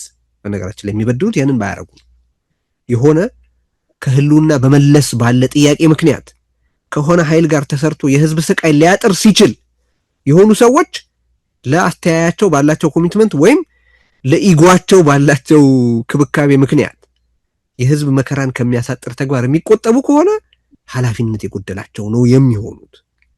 ግን ከኢትዮጵያ ውጭ ካለው ኃይል ጋር እንኳን በተመለከተ ስናገር the way you're doing it-ን በተመለከተ ነው እኔ የምናገረው እንጂ ካታጎሪካሊ ለምን ይሄን እናረጋችሁ አልልም። ምክንያቱም የህልውና ብዬ ካልኩ በኋላ ከነገሌ ጋር ተባበርክ አልተባበርክ ማለት እርስ በርሱ ስለሚጋጭ ማለት ነው። ከዛ ሁለተኛዎቹ ያልኩሽ አገዛዙ እንዲቀጥል የሚፈልጉ ናቸው። በአንድም በሌላ ምክንያት አገዛዙ እንዲቀጥል የሚፈልጉ ሰዎች ደግሞ ቅድም ያላቸው የህልውና አደጋን በተመለከተ ባላቸው የመረዳት ችግር ወይ የአመለካከት ችግር እንላለን። ሁለተኞቹ ግን እኔ አንድ ሰው at this point in time የአብይ አህመድ አገዛዝን ሲደግፍ የህብረተሰብ እንዲኖር ይፈልጋሉ ወይ ብዬ ጠይቃለሁ። ያለቀ ድምዳሜ ላይ መድረስ ላልችል ይችላል፣ ግን ያ እቆምለታለሁ የሚለው ህዝብ እንዲኖር ይፈልጋሉ ወይ ብዬ ግን ጠይቃለሁ። ምክንያቱም አሁን የአብይ አህመድ ዘረፈጅነት it's no more theoretical በተጨባጭ እየታየ ያለን ማለት የሴቶችን ገላ የጦር ሜዳ የሚያደርግ አገዛዝ መሆኑ እንደገና የኔ አስተያየት አይደለም። እኔ አይደለሁም ይሄን ያልኩት፣ በብዙ የዓለም አቀፍ ሚዲያዎች የዓለም አቀፍ የሰብአዊ መብት ተሟጋች ድርጅቶች የተረጋገጠ ነገር ነው። ማዳበሪያን የጦር መሳሪያ አድርጎ እንደሚጠቀም በአማራ ክልል ያሉ ገበሬዎች አሁን ማዳበሪያ is weaponized against them አይደለም። በአገዛዙ ላይ ባሳዩት ተቃውሞ ምክንያት የማረስ በማዳበሪያ መሬታቸውን ማሳቸውን የማበልጸግ ወንድሮ የተሻለ የሚያፈራ ለማድረግ ማበልጸግ የሚለውን ቃል ስላበከቱት እኮ ነው። የተሻለ እንዲያፈራ ለማድረግ ያላቸውን እድል ወስዶታል። በከባድ መሳሪያ ማሳቸውን እያቃጠለ በድሮን የወለዱ የነበሩ እናቶችን በድሮን እየገደለ ኦኬ ይሄ ሰው በአደባባይ ሽፍታ ደባቂ ብሎ የአማራ ክልልን ህዝብ የአማራህን ህዝብ በሙሉ በጅምላ ፈርጇል በአደባባይ። አንዳንዱ ሰው ምን እንደሚፈልግ እኔ አይገባኝም። የአማራ ህዝብ ሽፍታ ደባቂ ነው ብሎ ቃል በቃል አብይ አህመድ ተናግሯል። ሽፍታ ላይ እሱ ሽፍታ ኮት አንኮት ሽፍታ ባላቸው ላይ የሚወስደውን እርምጃ እናውቃለን። የአማራን ህዝብ ሽፍታ ደባቂ ነው ካለ ኢንዲስክሪሚኔትሊ እገላለሁ ነው እያለ ሽፍቶቹ ላይ የሚወስደውን እርምጃ በማናቸውም ሲቪሊያን ላይ ወስዳለሁ ነው እያለ ያለው። በአማራ ክልል ውስጥ ማናቸውም ሲቪል is a legitimate military target ነው እያለ ያለው። ገጥመን መስሎኝ ሲል ብርሃኑ ጁላ ምን እያለ ነው? በንጹሃን ላይ ግለት እያደረሰ ነው። አስወጣቸውም ብሏል ብርሃኑ ጁላ። ድግስ ሊበላ ሄዶ ከተመታ ምን ላርገው ብሏል። ማለት እኔ የኔ አስተያየት አይደለም እያልኩ ያለው ተደጋግሜ ፋክት ነው። እኔ ይሄን አሁን የምንዘረዘራቸው ነገሮች በአደባባይ በእንኳን በሌላ በፈጻሚዎቻቸው የታመኑ ሰዎች ናቸው። ማነው ሐቆች ናቸው። ብርሃኑ ጁላ የአክሱምን ጭፍጨፋ በተመለከተ ምንድን ነው ያለው? በከተማው በኩል እያለፈ ስለነበረ ከሆነ በኩታ ሲተኮስበት መልስ ሰጠ፣ ኢንዲስክሪሚኔት መልስ ሰጠ። ብዙ ሰዎች እና ምን ያርግ ማለት የአክሱም ንጹሃን መግደሉ ትክክል ነው እኮ ያለው ብርሃኑ ጁላ። ነገራችን ላይ ኢነዌይ እኮ መሀይምነታቸው አንዳንድ ጥቅም እኮ አለው። እውነቱን ይነግሩናል ማለት የጦር ወንጀል ክራይም አጌንስት ሂውማኒቲ መፈጸሙን በአንደበቱ እያመነ ነው። እያመነ ብቻ ሳይሆን እየደገፈ ነው። ይህንን እያየ ይህንን የአገዛዙን ባህሪ እያየ በአሁኑ ወቅት አገዛዙን የሚደግፍ ሰው የትግራይ ወይ የአማራ ህብረተሰብ እንዲኖር ይፈልጋል ወይ ተብሎ መጠየቅ አለበት። ነዳጅ ከልክሎ ኦር ደሞዝ ከልክሎ በትግራይ ውስጥ አንድ በምንም ውስጥ የሌለ መንግስት ሰራተኛን የሚቀጣ አገዛዝ ችግሩ ከህወሓት ጋር ብቻ ነው የሚል ሰው የትግራይ ህዝብ እንዲኖር ይፈልጋል ወይ ብዬ ጠይቃለሁ። ቁጭ ብለው በምዕራዊ አካባቢ ይመስለኛል ሰዎች ከመጠጥ ቤት እና ከሌሎች የህዝብ መሰባሰቢያ ቦታዎች አውጥተው ሰዎች አሰልፈው ሲረሽኑ ያልታጠቁ ሰዎች ነው የሚረሽኑት አይደለም? እነዛን ሲቪሊያን አሰልፎ እየረሸነ እያዩ ቅድም እንዳልኩት ሽፍታ ደባቂዎች ናቸው እያለ እያዩ አማራ ባለበት ሁሉ የሚሰራ አዋጅ፣ እንደዚህ እኮ የሚባል ነገር እኮ የለም። አማራ ባለበት ሁሉ ይሰራል አዋጁ ብለው የአስቸኳይ ጊዜ አዋጅ ያወጁ ሰዎች ናቸው እነዚህ ሰዎች። ይህንን እያየ የአብይ አህመድን አገዛዝ የሚደግፍ ሰው የትግራይ ወይ እና የአማራ ህዝብ እንዲኖር ይፈልጋሉ ወይ ብዬ ነው እኔ የምጠይቀው። ኢትስ ኖ ሞር አሁን ያየሽ የአስተሳሰብ ልዩነት አይደለም፣ የፈንዳመንታል ቫሊዩስ ልዩነት ነው። የሆነ ህብረተሰብ እንዲኖር ይፈልጋል ወይስ አይፈልግም? በቃ አሁን እኔ የምጠይቃቸው ወይ ነው። እኔ አሁን አንድ ዝግጅት ሰራለሁ ብዬ አስቤያለሁ። አሁን ጻድቃን የአብይ መውደቅ ትግራይን ይጎዳል ብሎ ተናግሯል። አሁን ይሄን ካልኩ በኋላ ኦኬ ጻድቃን፣ እኔ የምጠይቀው የትግራይ ህዝብ እንዲኖር ትፈልጋለህ ወይ ብዬ ነው። ምክንያቱም አብይ አህመድ ያደረገው ይታወቃል። አሁን ኢትስ ኖ ሞር አከራካሪነት እኮ ካበቃ ዘመን የለውም እኮ። እና እኔ እነዚህ አይነት ነገሮች ትሪት መደረግ ያለባቸው ዝም ብሎ እገሌን መውደድ እገሌ የሚባለውን ኃይል ከመውደድ ካለመውደድ አኳያ ብቻ አይደለም። የሆነ ሰው ይሄ ኃይል ከዚህኛው የኢትዮጵያዊ ኃይል ጋር መስራት አለበት የለበትም ምናምን ሲል መጀመሪያ ትግሉ የህሉና መሆኑን ትቀበላለህ ወይ መባል አለበት፣ አንደኛው ካታጎሪ ማለት ነው። ሌላኛው ደግሞ ይሄ አገዛዝ የሚደግፈው ባፈጠጠ መልኩ አገዛዝ የሚደግፈው ደግሞ የአማራ ወር የትግራይ ወር ሌላው ህብረተሰብ እንደየሚጠቅሰው ህብረተሰብ የህብረተሰብ እንዲኖር ትፈልጋለህ ወይ ተብሎ ነው መጠየቅ ያለበት። በዛ ደረጃ ትሪት መደረግ ያለበት ነገር ነው ይሄ እንጂ ማናቸውም የሀሳብ ልዩነት አይደለም ልልሽ። በጣም አመሰግናለሁ ቴዲ። ብዙ ሀሳቦችን ነው ያነሳነው። ሰዓታችን ገደበን እንጂ ብዙ ጥያቄዎች፣ ብዙ ሀሳቦች ነበሩኝ። ሌላ ጊዜ ደግሞ እንገናኛለን። ስለተገናኘን በጣም ደስ ብሎኛል። አመሰግናለሁ። እኔም አመሰግናለሁ። እንግዲህ እንበርታ ነው የምለው። በበርታትና ሀሳቦች በሸራሸራቸው ብቻ ነው መፍትሄው። አመሰግናለሁ በጣም። አድማጭ ተመልካቾቻችን የዛሬ ነበረን ሀሳብ ውይይታችን ይመስል ነበር። ሀሳብ አስተያየታችሁ እናንተም ማጋሩ። ይህ ፕሮግራም ለሌሎች እንዲደርስ ላይክ በማድረግ ሼር በማድረግ ኃላፊነታችሁ እንድትወጡ እንግዲህ እንደተለመደው መልዕክቴን አስተላልፋለሁ። ለዛሬ የነበረን ቆይታ ይህን ይመስላል። በያላችሁበት ሰላም።